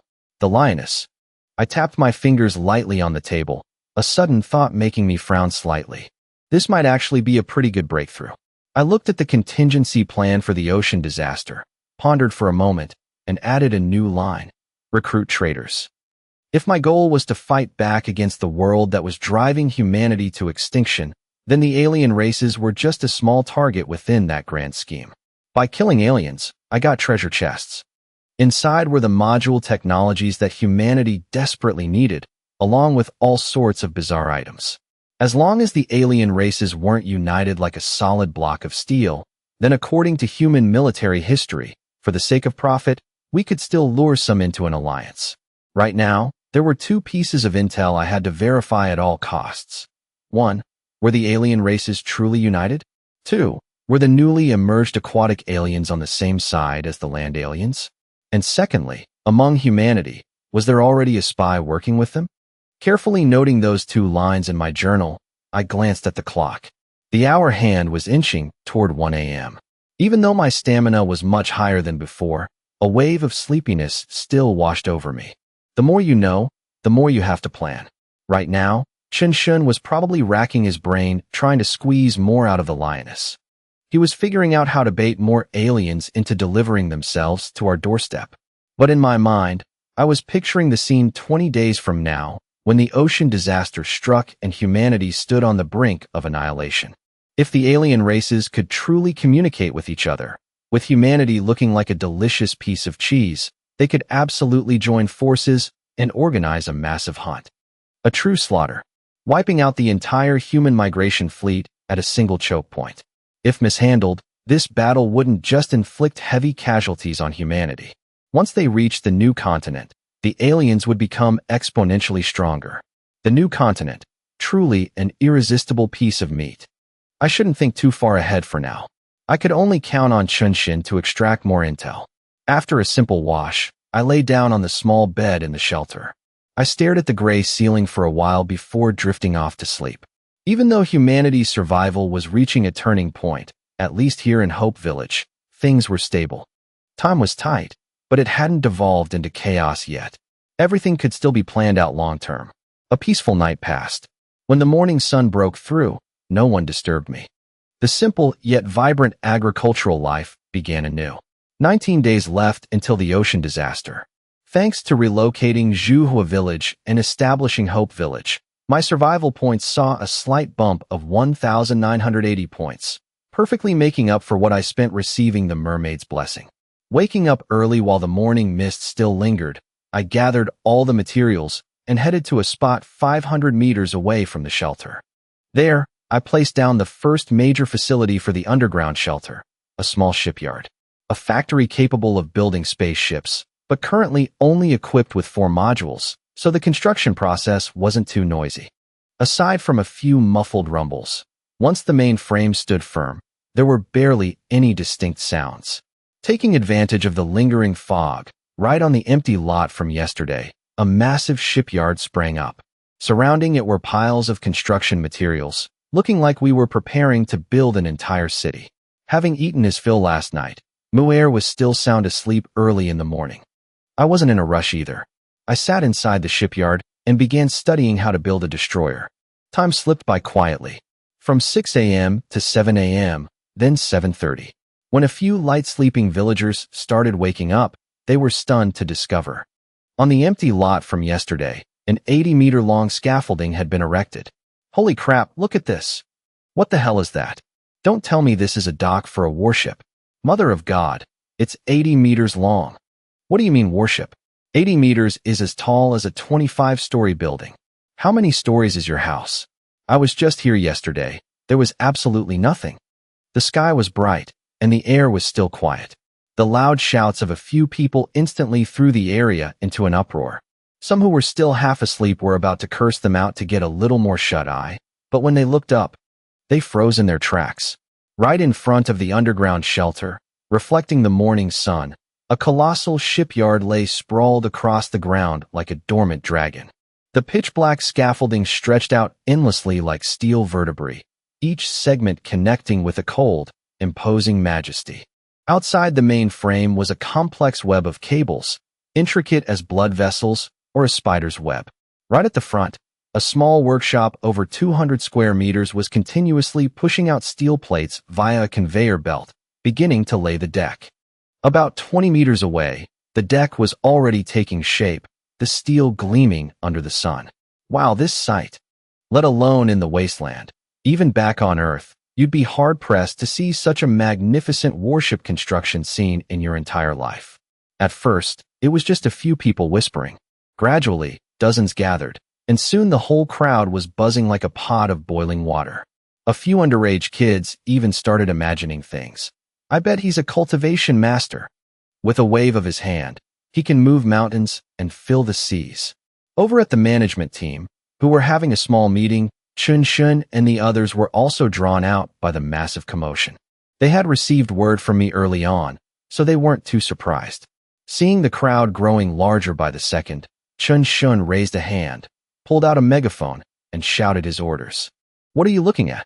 Everyone will get a chance to board the ship to the new continent. Hurry up, go wash your faces, eat breakfast, and get to work. Today is the first official day of Hope Village.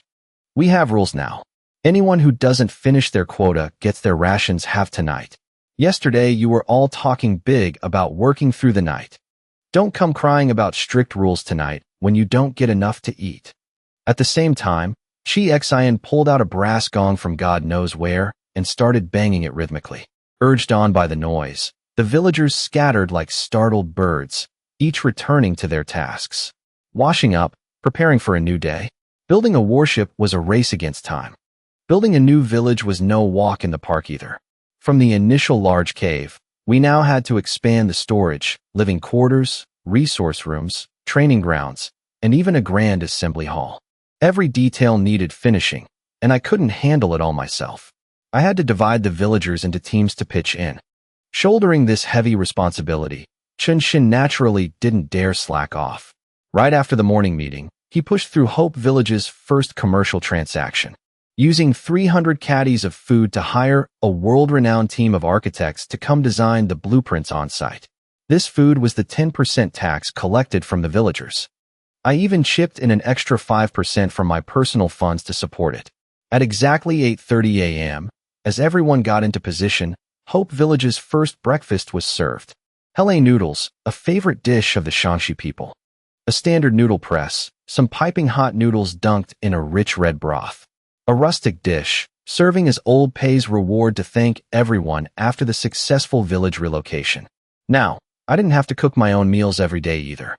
Finally, I had food delivered right to my door. A bucket of broth, 2 massive basins of noodles, absolutely satisfying. Add in a few cloves of garlic that some folks had secretly grown and shared, and it was a truly energizing breakfast. All right, head back. These are all single-operator machines here. You guys wouldn't be able to help even if you tried. After sending off the food delivery guys and seeing Mu Air lead the material transport team out, I sat back down in the shipyard, continuing the suffocatingly stressful task of building the warship. Even though the shipyard boasted automated module technology, once I actually got my hands dirty, it was anything but simple. The shipyard was meant for building spaceships, not for a rookie like me. After inputting the destroyer blueprint, the system didn't even budge. It only displayed a schematic of where the materials needed to go. The rest was up to me. Thankfully, the shipyard still retained a basic control system. I gripped the clunky joysticks, picking up each steel plate and placing it into the exact position. The screen flashed red if I was off, green if it was perfect. Outsiders seeing me assemble 20 meters of hull bright and early thought I was working at godlike speed. But by noon, with my back aching and knees weak, I had only managed to perfectly align 15 steel plates to form the bottom of the bow. Building warships on Earth worked the exact same way. Supplying the steel was called material feeding. Bending the steel required a press machine to shape it precisely. Piecing it together section by section, like I was doing, building a ship was honestly harder than climbing to heaven. On Earth, every ship had a crew of dozens, each handling a specific step. Here, it was just me and a lonely robotic arm. Even with the memory transfer from the night before and the focus-enhancing effects of my intent, the actual physical operations still left me exhausted. By 4 p.m., my head was spinning, and I was so tired my blood sugar plummeted. I dropped the work entirely, pulled out an energy drink, and chugged it in one go. I have to upgrade. If I don't, I'll drop dead before this ship is even finished. I still have 20,000 survival points. More than enough for an upgrade. Let's see what the next module technology offers. No sooner said than done. I focused my intent, and with a flash of light, the shipyard's upgrade interface popped up. This mysterious module technology, whether upgrading the decryption edition, the furnace, or the machine tools, the system never offered a superior tech tree. But when it came to the shipyard, perhaps it sensed the burning desire in my heart. The system didn't just offer the usual 2 upgrade paths, it provided a third, completely different option. Miniature shipyard, module technology, rare, description. The cradle of miniature spaceships, the pinnacle of module technology. An outstanding model from the first sword drawing campaign. Upgrade path 1, space shipyard. Supplements all missing modules. Enhances the AI integration of the module technology. reduces energy consumption when building spaceships, slightly increases the level and attributes of the final product, includes one random spaceship blueprint.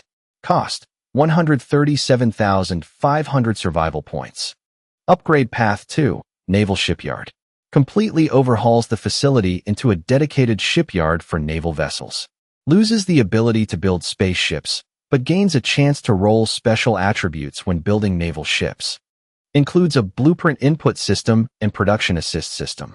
Greatly enhances efficiency and precision.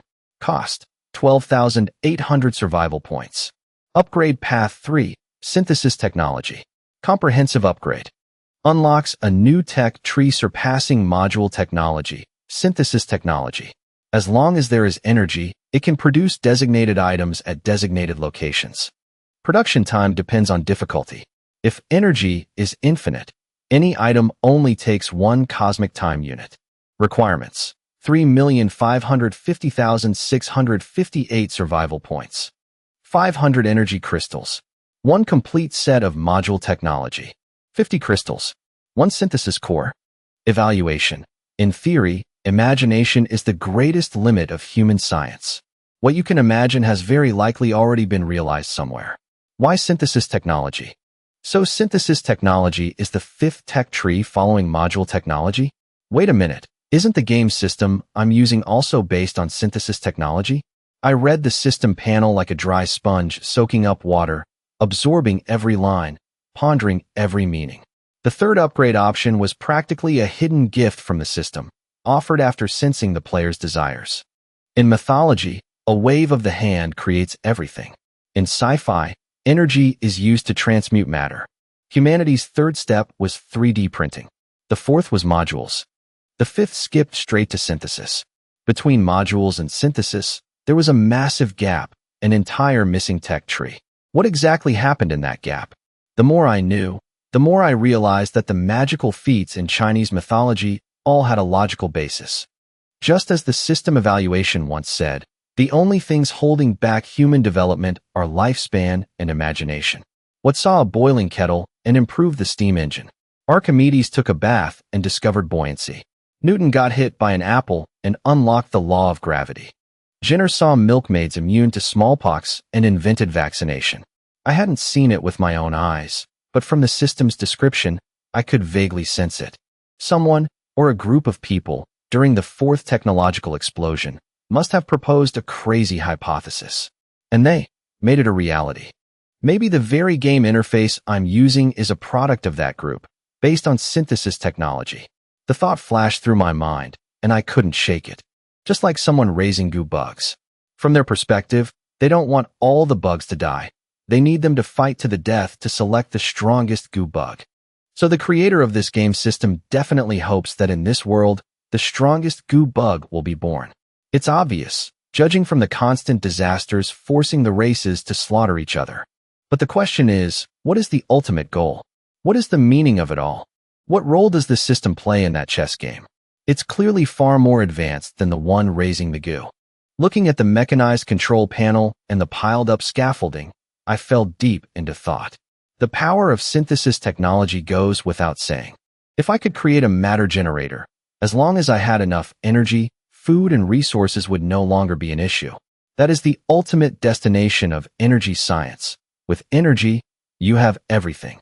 But clearly, the system's power surpasses even synthesis. According to the description, as long as there are enough survival points, the system can create any technology beyond synthesis out of thin air. I need to investigate what this goo-raising war is really aiming for as soon as possible. Otherwise, I'll always be on the defensive. During this upcoming ocean war, after I pick up my sister, I absolutely must test the limits of the one raising the goo. I didn't write these thoughts in my journal. I kept them buried deep in my heart, because a single leaked line could expose me. As for the 3 upgrade paths the system offered, I didn't need to hesitate. With a thought, 12,800 survival points were instantly consumed. The 2nd upgrade path activated. The other 2 paths slowly faded and disappeared. Even though it was a bit of a pity to lose the spaceship blueprint from Path 1, the required points were too astronomical to achieve in the short term. But there was no rush. Now I had the factory model. Once I reached the new continent, as long as I gathered the materials, I could build another factory and upgrade it along that path. Right now, the most important thing was successfully building a level 3 destroyer. As the survival points drained, a pale green light radiated outward. As if the system was afraid of being peeked at, this upgrade was unusually gentle. Under the 4 p.m. sun, the light looked like it was falling from space, casting a hazy glow over the scaffolding and control panels. Just 5 minutes later, the crude mechanical system began to transform. The dull gray-black color faded, replaced by a gleaming metallic silver coating that screamed futuristic tech. 3 large screens connected together lit up, exuding an intense aura. The old manual joysticks were replaced by a set of specialized control gloves, straight out of a sci-fi movie. On the distant scaffolding, rows of miniature robotic arms sprouted up, nimbly adjusting every detail. I wasn't in a hurry. While the factory upgraded itself, I took a stroll around Hope Village and conveniently enjoyed a free dinner. Now that the management system was fully operational, the villagers were incredibly enthusiastic. Everyone was eager to work. Thanks to high-quality tools, they had carved out several small terraces along the mountainside, covering them with a thin layer of soil to plant garlic and other nutritious vegetables. Other terraces were turned into distillation pits, preparing to treat salt water when the ocean disaster hit. As for the main living area at the peak, they were still waiting for the final blueprints from the architect team. I told Chen Shun, when the blueprints arrive, bring them to me first. Once I confirm there are no issues, then everyone can start construction. After giving my orders, I looked at the vibrant Hope Village and nodded in satisfaction, leisurely heading back to the shelter. Wiping out the alien races early on had clearly paid off. Before the ocean disaster arrived, and before we left for the new continent, the next 20 days would be a rare period of peace for development. As long as we made good use of this time, Hope Village wouldn't face any shortages once we reached the new land. On the other side, after about an hour and a half of upgrading, the shipyard entered its final stages. Layers of protective blue paint, under the hazy green light, slowly spread out, covering the entire scaffolding. Before, the factory looked like a makeshift pile of junk. Now, it fully embraced the aesthetic of futuristic technology. This paint is amazing, odorless, fast-drying, and works underwater. Later on, if I can get the formula, I could paint the whole shelter with it. I touched the still-warm paint, my heart racing with excitement. Stepping into the newly transformed control room, I froze in my tracks. Before, the control room was open air, offering zero safety. Now, a massive pane of tempered glass was installed at the front, providing a panoramic view of the entire factory. In the top right corner of the glass, the system had even mounted a 60-inch LCD screen. When I turned on the power, the feed from the overhead cameras was crystal clear. From that bird's-eye view, I could see the construction progress, exactly which steel plate had been installed where. The camera angle could even zoom and pan smoothly, making detailed inspections incredibly convenient. Most importantly, the main system, which had been dead silent before, now displayed a naval ship blueprint ready for smart production, intelligent to an unbelievable degree. After inputting the design, the new crafting interface immediately popped up. The new shipyard had 6 modules, with 3 production modes. Mode 1, fully automated. Hand everything over to the factory. Consumes a massive amount of energy and computing resources. 15 days to build the hull, 22 days to complete. No special attributes. Mode 2, fully manual. Only uses machinery for assistance. Saves energy, highest chance of rolling special attributes. But it takes time, effort, and relies entirely on my skill level. Mode 3, human-machine collaboration. I assemble the armor. The system handles the details. High efficiency, has a chance for special attributes. The most optimal choice right now. Module technology is powerful, but it still can't eliminate the human element. I wonder if this is a hard limit or the intentional design of the technology's creator. Regardless of what I thought, I got to work immediately. I had just eaten dinner, and my energy was at its peak. It'd be a waste not to work. Activating my intent, I focused to the max. The production efficiency skyrocketed. Before 9 p.m., the 200 steel plates produced that day were all perfectly slotted into place, becoming part of the hull. Even though it was only 1/25th of the 80-meter length, seeing it on the ground was already incredibly impressive. I was exhausted. I didn't have the mental energy left to inspect the whole project. I locked the factory doors tight. I told Chen Shun, unless it's absolutely critical, do not let anyone disturb me. Then I headed back to the shelter, collapsed onto my bed, and slept like the dead. But whenever you say, unless it's absolutely critical, something absolutely critical is bound to happen. At 4 a.m., urgent alarm bells rang out from the game interface. I bolted upright and opened the panel. A message from Zhong Qingshu popped up. The ruins near the underground shelter are about to open. Last time, when Zhong Qingshu and I went to the Zhuhua shelter and entered the time ruins there, it was exactly at this time that the ruins materialized. This time, after moving closer to the underground shelter, the Black Fog ruins nearby seemed to have changed their habits too. It was only 4 a.m., and they were already starting to gather. The report was just 2 short lines. Ruins are forming. Anomalies appearing in the sky. No pictures attached. I snapped fully awake. The grogginess was gone. A bit of sleepiness still lingered, but just a few breaths later, it was completely swept away. My stamina hadn't fully recovered due to overtaxing my brain yesterday and the aftereffects of the intent ring. But the moment I downed an energy drink, the last drop sliding down my throat, my entire body jolted awake. Every hair stood on end, the familiar sensation of peak alertness. There was a commotion downstairs. Oreo, sensing the familiar aura from the second floor, started barking frantically. The 2 little sparks chirped anxiously along with her. Ruins were always the most mysterious things in this wasteland. Even Mu'er, who usually slept like a log, sensed something was off. His bare fur stood on end.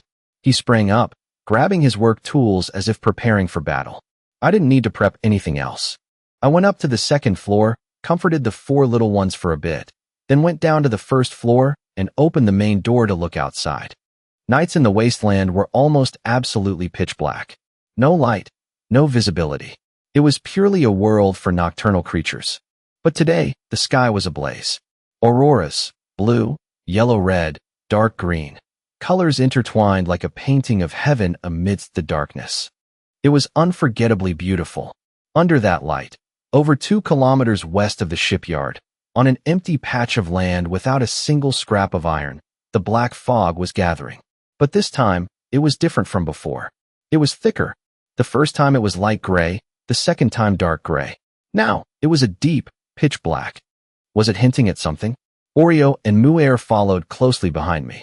Both bared their teeth, showing clear vigilance and ferocity toward the ruins. I paused slightly. Before, Oreo was small, so I didn't pay much attention.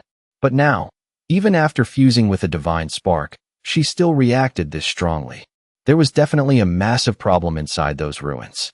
I patted Mu'er's trembling shoulder. Mu'er, have you ever seen this kind of black fog before? He flinched when my hand touched him, but upon realizing it was me, he tried to stay calm. Gripping his shovel tightly, he spoke with a steady voice. The elders of the Thunder Bear tribe once said, if you see this kind of black fog, you must leave immediately. You absolutely cannot let it envelop you.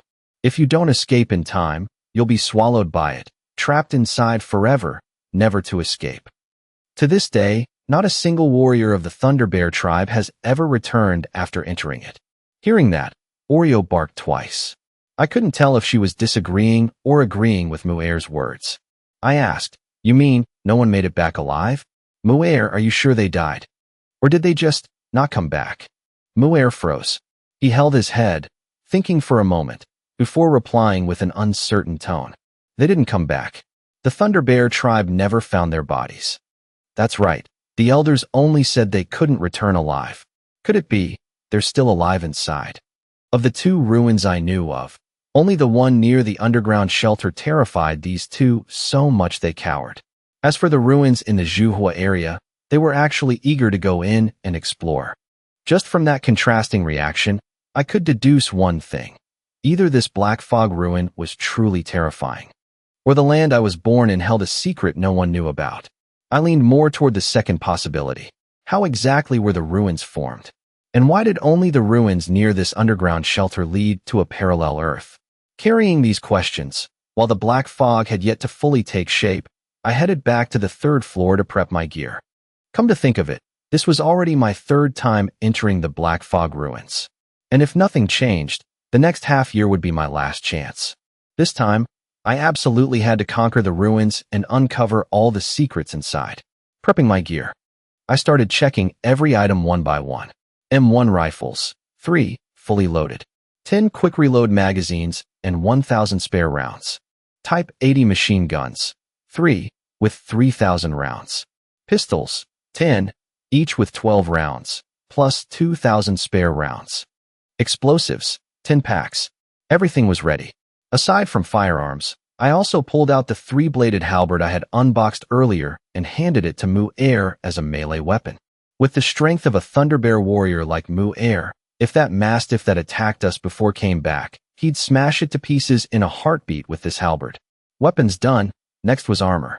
I put on my combat suit and added plate armor, an item I hadn't needed to use in a long time since my physique was enhanced. My arm muscles tensed, veins popping. I reviewed the checklist again. Tactical backpack, a giant basket for hauling loot out of the ruins. A 3-kilometer walkie-talkie, never used before, but I brought it anyway. Backup food and water, packed. Every little miscellaneous item that might be useful, I brought it all. The black fog stabilized. 0 hour had arrived. When I returned to the first floor, the clock read 5:30 a.m. The horizon was already glowing silver, the light slowly creeping over the square frame known as the horizon. At that exact moment, the black fog ruins stopped expanding, officially entering the stabilization and shaping phase. I left food and water for the 2 little sparks, locked the alloy door tight, and led Mu-Er and Oreo straight toward the shipyard. Hope Village's defense forces were in position. In front of the factory gates, the security team had been waiting since early morning. 15 fully armed militiamen, led by the fierce and resolute Zhong Qingshu. She looked at me, my entire body encased in silver gleaming armor, like a phantom in the night. That cold aura would make anyone shiver. She clearly remembered the first time we met, when I slaughtered my way through the castle alone. That moment was etched deep into her memory. Oreo stood beside me, her presence completely different. And Mu-Er, wielding a massive halberd, looked like a true warrior. She asked, "Do you need me to go in with you?" I shook my head. "No. You hold the fort outside. Absolutely do not let anyone enter. These black fog ruins hold countless mysteries, and the time dilation is terrifying. If the time difference is too massive, by the time I come out, the ocean might have already swallowed everything." Zhong Qingshu understood this perfectly. She nodded and walked deep into the 2-kilometer perimeter, preparing to lock it down. In the village, she was the only one issued a gun. The militia only had iron spears. I glanced at the poorly armed militia team, then opened my inventory. "Chi Xian," I called out. He was the man standing on the right flank, a discharged soldier. I took out the gun confiscated from the Maeda Kento group and handed it to him along with 2 magazines. "I expect you to honor my trust." Chi Xian froze. Under the envious gazes of everyone else, he accepted the gun with both hands and gave a firm nod. I could clearly see the loyal look in his eyes behind his mask. "Do your job well. Patrol the area. Don't let anyone sneak in." I patted Chi Xian's shoulder lightly, sending him and his patrol team off in the opposite direction of Zhong Qingshu's post.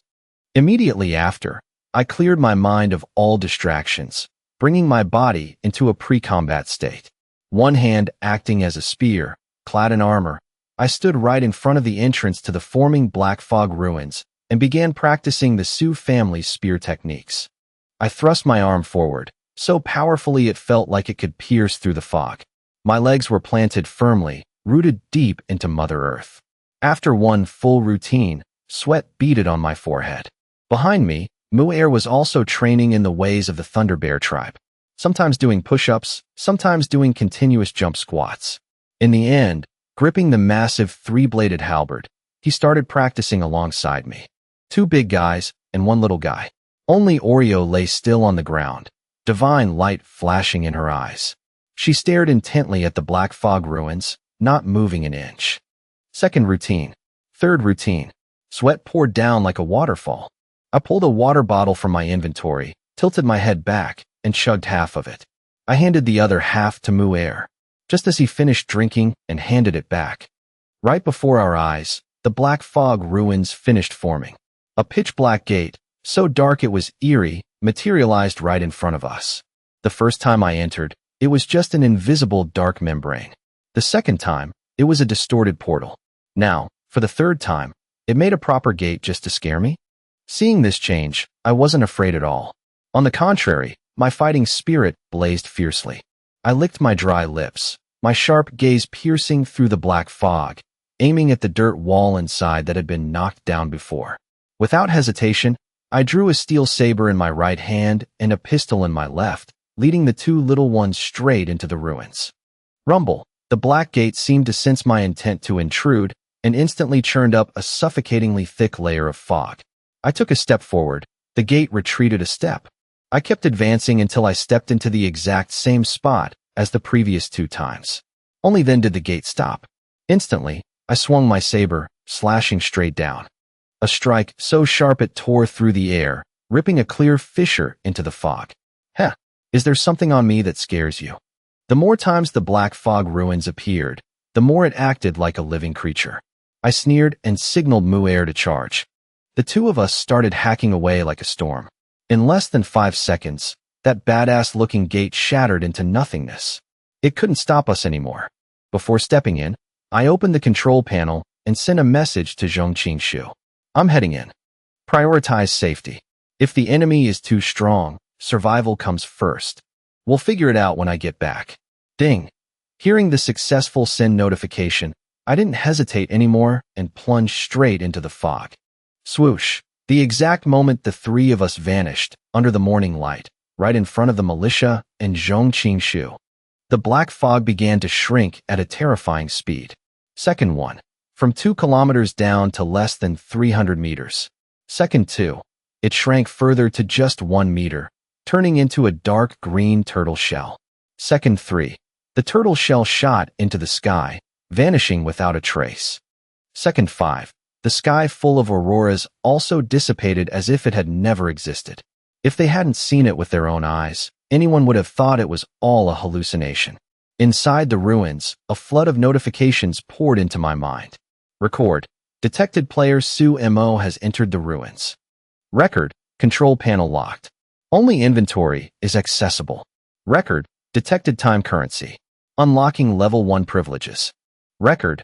Number of times entering ruins. 3. Record. Time remaining before ruins collapse. 23 hours, 57 minutes, 35 seconds. Record. Time before forced exit. 23 hours, 57 minutes. Record. Please check the ruins attributes. 7 notifications flooded in like a torrent. But I didn't have time to look at the control panel. Because this time, I finally saw the real outside world. The previous 2 times, no matter which direction I entered from, I was always thrown right at the entrance of Liangfang town, held back by an invisible wall of air, unable to go far. I could only see a hazy white expanse. But this time, after unlocking the privileges, even though the air wall was still there, the scenery outside was crystal clear. Before my eyes was a scorched, blackened wasteland. Dark red flames erupted everywhere like a scene from hell. Had this parallel Earth gone through World War IV? Or was it attacked by an alien civilization? I looked up. In just 3 seconds of observing the blood-red sky, 4 meteors tore across the heavens, crashing into the far distance, causing massive tremors that made the ground heave like it was breathing. Then, a sound that sent chills down my spine. Crunch, crunch, so many bones. Charred black and bleached white bones blanketed the ground. Good Lord, what the hell happened here? Woof, woof, woof. The 2 little ones growled. I jumped and whipped around, and my heart nearly burst out of my chest. Behind me, a horde of massive mutated monsters was swarming in like a tidal wave. There were the black dogs I had killed before, the mad cows that had haunted so many people, and things that should only exist in movies, zombies. They pressed themselves against the air wall, frantically clawing and scratching. They clearly saw me standing inside. I swallowed hard, took a few steps forward, and stopped when I was less than a meter away from the zombies. I raised my gun and fired a test shot. The bullet hit the air wall and ricocheted off. It was astonishingly hard. Even though we could see each other, crossing this air wall was practically impossible. Knowing I was temporarily safe, I holstered my gun and drew my steel saber. I stepped closer, stopping just 50 centimeters away from the zombies. Don't tell me this place is a future vision of Earth. Asteroids, zombies, mutated beasts. If it's true, then future Earth is even worse than the wasteland. The movie World War Z flashed through my mind. In that movie, the zombies ran incredibly fast, had some intelligence, and even knew how to use tactical formations to scale walls, piling on top of each other to form a human ladder to attack humans. Compared to the slow, unresponsive zombies in other movies that were barely faster than old folks, the ones in that movie were already nightmare fuel. But compared to what I was seeing with my own eyes right now, these were 100 times more terrifying. There was a zombie that could jump 2 or 3 meters high, with monstrously thick thighs and bulging muscles like a freak. There was one with arms as thick as pillars, casually tearing a mutated black dog in half. Black blood sprayed everywhere, looking like it was enjoying a wartime delicacy. If one day this horde broke out into the wasteland, I had no doubt.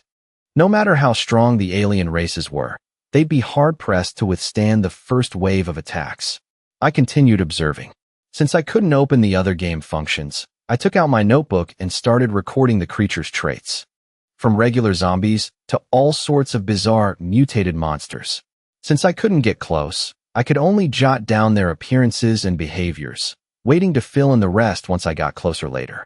Mutated creatures, 19 types. Various zombies, 7 types.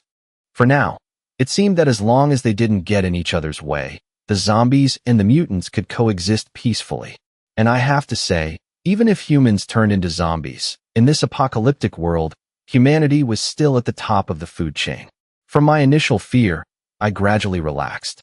After over an hour of observation, my mood calmed down.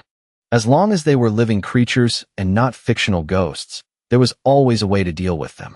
If I could build a proper steel defense line, let alone zombies like these, even if they were twice as terrifying, I believed I could handle them. That seemingly smart zombie is probably cursing me out right now. But whatever, who cares? I can't hear a damn thing, you noob. After jotting down the last trait, I looked at the big-headed zombie still screaming its lungs out, gave it a very friendly middle finger, then put my notebook away and prepared to head back. With my current time currency, I could stay in the ruins for over 23 more hours, so there was no rush. I took the opportunity to open the game panel. Finally, I could view the ruins attributes. Sure enough, with level 1 privileges, the interface was very simple. But the information displayed hit me like a punch, shattering the fog of doubt in my mind. Collapsing Shelter Core, Liangfang Town. Description: formed from the level 17 Shelter Core of veteran player Ma Fei. This core connects to 45 energy nodes. Each node can periodically supply energy to the main core, maintaining the shelter's operations. But as the number of connected nodes dwindles, the core is nearing collapse.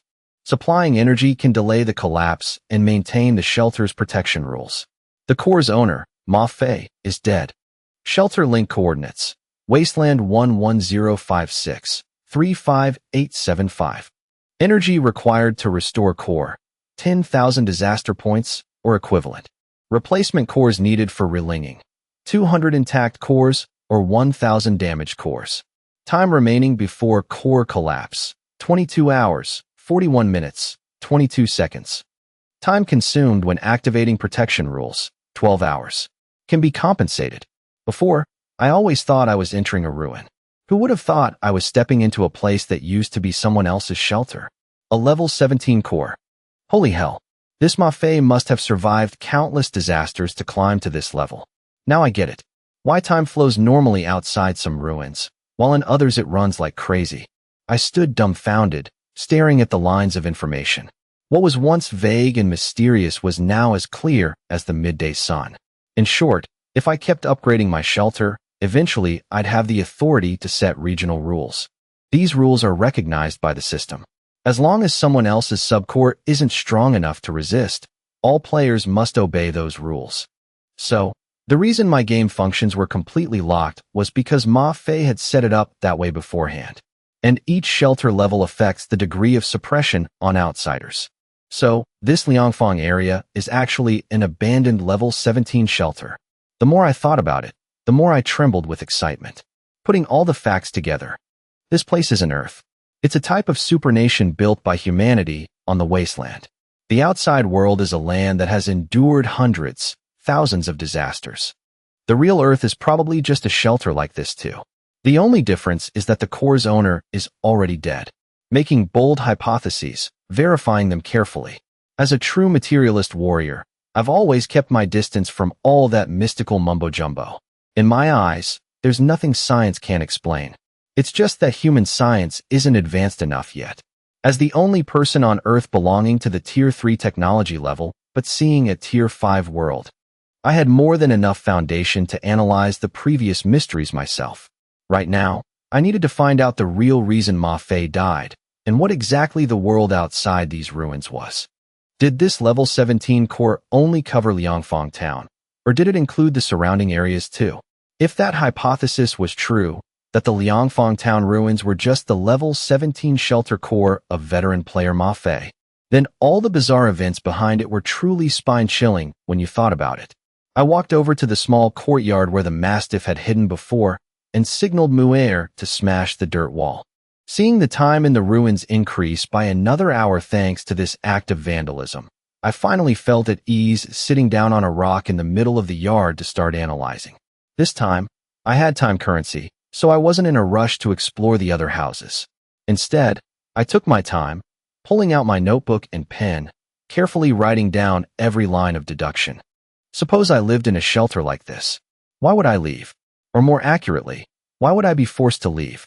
When it comes to deduction, I've always been good at putting myself in others' shoes to analyze and make objective judgments. And the very first hypothesis I came up with started to shake all my previous conclusions. If I were someone who had survived the disasters and was living in a stable shelter, there'd be no reason to leave. Unless I was forced to, or more precisely, forcibly evacuated. The Mastiffs had said they were abandoned by humans and that humans were dying. So, before leaving, the people here likely knew something in advance. But, leaving the shelter to go out into the wasteland? That makes no sense at all. Now I need to clarify a crucial point. Is this place a parallel Earth or another wasteland? I clearly remembered seeing administrative levels written on the sacks: Tianxi Province, Xiangping City, Hualien County. If this is the wasteland, then such systematic names suggest this place was once a complete nation. But if it's a parallel Earth, the implications change entirely. Following this line of reasoning, the cities humans live in on Earth could very well be transformed shelter cores. Every time a disaster is overcome, the city gets a massive upgrade. Where exactly does Earth fit into this system? If Earth is considered a supermassive central core, then perhaps the threats from outer space are the real disasters. One hypothesis after another. They sounded absurd, but thinking deeply, they made terrifying sense. They kept pouring into my mind. Immediately after, I'd counter-argue myself, then dig deeper in a new direction. With a level 17 shelter core that could still operate despite being nearly out of energy, I had every reason to suspect that Ma Fei might have entered the ruins before. But the more I analyzed it, the more my head throbbed. I had to set Ma Fei aside for now and focus on the main point. No need to think too far ahead. This level 17 core, I have to secure it at all costs. This is very likely the biggest treasure trove around my shelter. Notebooks full of hypotheses. I wouldn't spare any energy to delay the core's collapse. As long as I have 200 intact cores and 1,000 damaged cores, it's enough to reling it. The upcoming ocean voyage will definitely gather enough. When the time comes, if I can reling the level 17 core, let's see how many more secrets this wasteland is hiding. Clenching my fists, knowing that the place I was standing was actually someone else's shelter, it was like a light bulb went off in my head. Liangfang Town, the place that used to piss me off because it was basically a ghost town, had now become a treasure trove waiting to be unearthed. Even though all the residents had left, as long as I could find Ma Fei's main shelter. Who knows, I might dig up a ton of top-tier loot he didn't have time to take with him. It's a level 17 core. Even if he just left a few items behind, it'd be enough for me to strike it rich. Just thinking about how a once terrifying ruin had suddenly turned into a super-tier scavenging party, I jumped up in excitement and strode outside. But right as I opened the door, an old acquaintance was waiting for me, nearly making me jump out of my skin. The Mastiff. The last time I saw it, it had an incredibly thick, majestic mane around its neck, looking indescribably imposing. When it chased me, it was as leisurely as a cat playing with a mouse. If it weren't for the special barrier in the courtyard, I probably would have had to risk my life to escape back then. But this time, the Mastiff knew its place. The moment it saw Mu-Er, built like a bear and wielding a weapon as tall as a person, along with Oreo, whose eyes flashed with divine light, it instantly lost its nerve. Its behavior was pretty embarrassing, but completely logical. It didn't expect me to wake up so suddenly and charge out like that, catching it red-handed trying to spy on us. Caught in the act, it had no choice but to lie down far away, baring its teeth and growling, but not daring to make a move like before. "Wait right there. Remember me?" I said, while pulling out my M1 rifle. Looking at the Mastiff acting like it was facing a mortal enemy, I just smirked and flicked off the safety. "Buddy, times have changed." Asterisk bang. Bang. Asterisk a barrage of gunfire erupted. It wasn't just one loud pop and done. It was the roar of a gun echoing across the town sky. The Mastiff had been confident in its speed, but when the bullets flew, it realized it had miscalculated entirely. In just 4 seconds, I emptied the entire 40-round magazine. The result was countless bullet holes in the ground, and the Mastiff's 4 fog-formed legs shattered to pieces. There was no blood. It was like fog trying to condense into a physical form. With its fog leg shot off, its body collapsed, unable to move. "Don't kill me." I yield.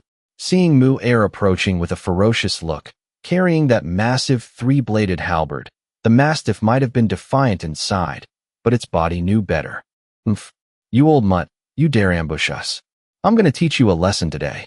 Mu-Er was a step too slow, and seeing that I had already handled the prey, he wasn't satisfied. He charged forward and delivered a few more heavy blows.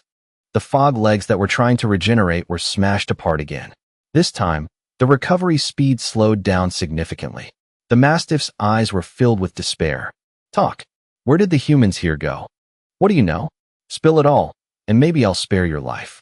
I might even be kind enough to take you away from this dying world." I flipped up my visor, grinning and showing my pearly white teeth, a stark contrast to the pathetic state I was in when it chased me like a dog. I'll talk. Please don't kill me." Before I even needed to threaten it further, the moment it saw Oreo strutting over with an imposing aura, the Mastiff gulped and immediately bowed its head in submission. At my command, Mu-Er stood guard to the side, his face stone cold. "Say one wrong word, and I'll end you." Suppressed like this, the Mastiff instantly became as obedient as a house dog, starting to babble nonstop like a gossipy ant. It talked about everything under the sun, a lot of it a jumbled mess with no beginning or end. But with my information processing skills, it only took a moment to filter out a few crucial pieces of intel. The Mastiff had an incredibly cute name, Dowdu. It didn't know if this was Earth or not. None of the humans had ever mentioned anything about it to him. Before the humans disappeared, Dowdu didn't even know how to speak. It was only after I entered the ruins the first time that he awakened and learned how to communicate. According to him, he and the other creatures used to be normal animals. It was only after the humans left that they started mutating. And in this entire Liangfang town, he was the only one with sentience. The others either went mad or were lured by something, rushing out of the air wall and never returning. Hearing this, I cut him off, because Dowdu was starting to ramble about being abandoned. "Hold on. You mean the humans here knew in advance that they had to leave?" "That's right. My master. Well, the guy who abandoned me told me before he left that he'd come back for me. He told me to stay here and wait. But they all left, and no one ever came back." As he whined for half an hour, the fog beneath him had reformed all 4 legs. But this time, he didn't run away. Instead, he lay flat on the ground, licking his floral collar as if accepting his fate. I asked, "You know the layout of the town well, right? Have you ever heard the name Ma Fei?" "Of course. Ma Fei was the manager here. The mayor. He even gave me a huge, super tasty chunk of meat once. As for the places in town, I've been everywhere. There are a few spots I can't get into because crazy animals are blocking them. Or, like last time, something stops me. Dowda spoke with his ears drooped and tail tucked like a puppy. A classic case of bullying the weak and fearing the strong. Good. Have you ever seen this thing before? I knew I had struck gold, so I raised my hand and drew a shape in the air. To a modern person, one look would tell them I was drawing a computer. From the monitor and the PC tower to a laptop and even a motherboard schematic, I tried to describe it as clearly as possible. I even sketched an illustration in my notebook to make it easier for Dowdu to understand. Looking closely at the drawing, this time he didn't shake his head, but nodded vigorously. I saw it. I really saw it. But there are mutated monsters guarding it. I couldn't get in, so I only dared to peek through the window. Lead the way now. Heaven really doesn't disappoint those who try. I was just stressing over where to dig up an intact computer, and Dowdu handed one to me on a silver platter. I was incredibly thrilled. Even though I tried to play it cool on the outside, inside, I wanted to scream. A level 17 shelter core is a long-term goal, but a computer is the ultimate artifact of level 3 technology. With a guide and knowing there are no unmanageable threats outside the town, things are going much smoother. We passed several houses in a row. The growls of mutated creatures echoed from inside, and occasionally, the mantra barrier would flash across the path. I immediately understood. It seems this shelter chose the wrong tech tree branch. They didn't continue upgrading their technological level, but instead shifted to developing so-called mystical abilities. Relying solely on special abilities to upgrade technology just isn't enough. This level 17 shelter is still stuck at level 3 in terms of technology, but it spawned an additional branch of mystical abilities. I'm not jealous of this kind of power at all. On the contrary, it makes me a bit solemn. Since ancient times, the path of technology has always moved straight forward. If you don't keep going straight and instead take detours, you've clearly strayed off the path. As for whether you can still reach your destination after straying, that really depends on luck. Then again, if they could stably control these special abilities within a certain range, or even mass-produce them, then this place would have carved out its own unique path. It's just a damn shame that we have no idea what ultimately happened here. Everyone evacuated, and the entire area was abandoned. The houses on the outskirts still maintain a simple architectural style, without the cold, steel vibe of the tech faction. I climbed the wall to check out the most luxurious-looking house. The result? The exact same supplies as everywhere else. The familiar trio of home appliances, TV, washing machine, and AC. It had everything. But upon closer inspection, I realized they were the exact same models as the previous house. More importantly, each item would take 6 hours to carry away. I instantly lost interest. Minimalism. All electrical appliances only served basic survival needs. As for the small gadgets I wanted, like a shaver, microwave, camcorder, or radio, there were absolutely none. It's unclear if they were taken away or never produced in the first place. Climbing back over the high wall with a bit of regret, I glanced at all the junk on the outskirts and decided to temporarily ignore it. No, I have to link up with this ruin no matter what. Whether it's the furniture inside or these buildings themselves, if I can bring them out, Hope Village will develop instantly. Even a mosquito's leg is meat. After scavenging 4 more villas, the dirt road led me to the end. Up ahead was the entrance to Liangfang Town, the place where I had to stop in fear the first time I came here. Oreo led the way, with Muir providing cover from behind. Turning the corner, I finally saw the massive stone gate and the pitch-black interior, looking just like a ghost town. As I followed Dowdu into the town, I raised my gun and carefully scouted the area around the gate. The first time I came here, I was in such a rush that I only skimmed past it. Looking closer, I finally discovered the special function of this gate. The town wasn't actually pitch black. Rather, the light inside was completely absorbed and reflected back by this gate, just like a black hole. Good lord, this light-absorbing material is top tier. If I painted this on weapons or artillery shells, it would be absolutely overpowered. I touched the rock-hard paint on the pillar, scraped a little off with my steel knife, and put it in my storage. Only then did I step through the gate with satisfaction. The moment I set foot inside, it was as if I had stepped into a completely different world. Outside was a dilapidated slum, severely lacking in light. The residents could only rely on flimsy dirt walls to defend themselves. Inside the town, The bizarre red light from the sky could barely penetrate. Something on the roof, some kind of special material or technology, blocked out all the light, leaving behind a bright but unnatural atmosphere. Not only that, every house had a mechanized defense system. Thick iron walls, spikes as sharp as knives, and a triple-layered steel protective structure. If combined with a bit of mystical power, it could definitely withstand any creature outside the barrier. This is the outer edge of the town. Except for these two houses, the rest are guarded by mutated creatures. We can't get in. Dowdu pointed its snout forward, its face showing a very human-like expression of fear. Following its direction, I indeed saw two houses with their doors wide open, with no monsters standing guard. They looked like standard villas. From the outside, there wasn't much difference except for a slight change in paint color. The rest looked like copy-pasted models. It really felt like a town straight out of 7 Days to Die. The scene, looking like it was ripped straight from a game, made me chuckle. I walked up and, imitating the exploration style in games, raised my foot and kicked the door hard. Bang! With one kick, the iron door flew inward, kicking up a cloud of dust. Whoa, are the hinges completely rotted out? While the dust was still settling, I bent down to check the hinges. Compared to the rundown residential area on the outskirts, the villas inside looked much nicer, but the interior was as dilapidated as if it had been weathered for 100 years.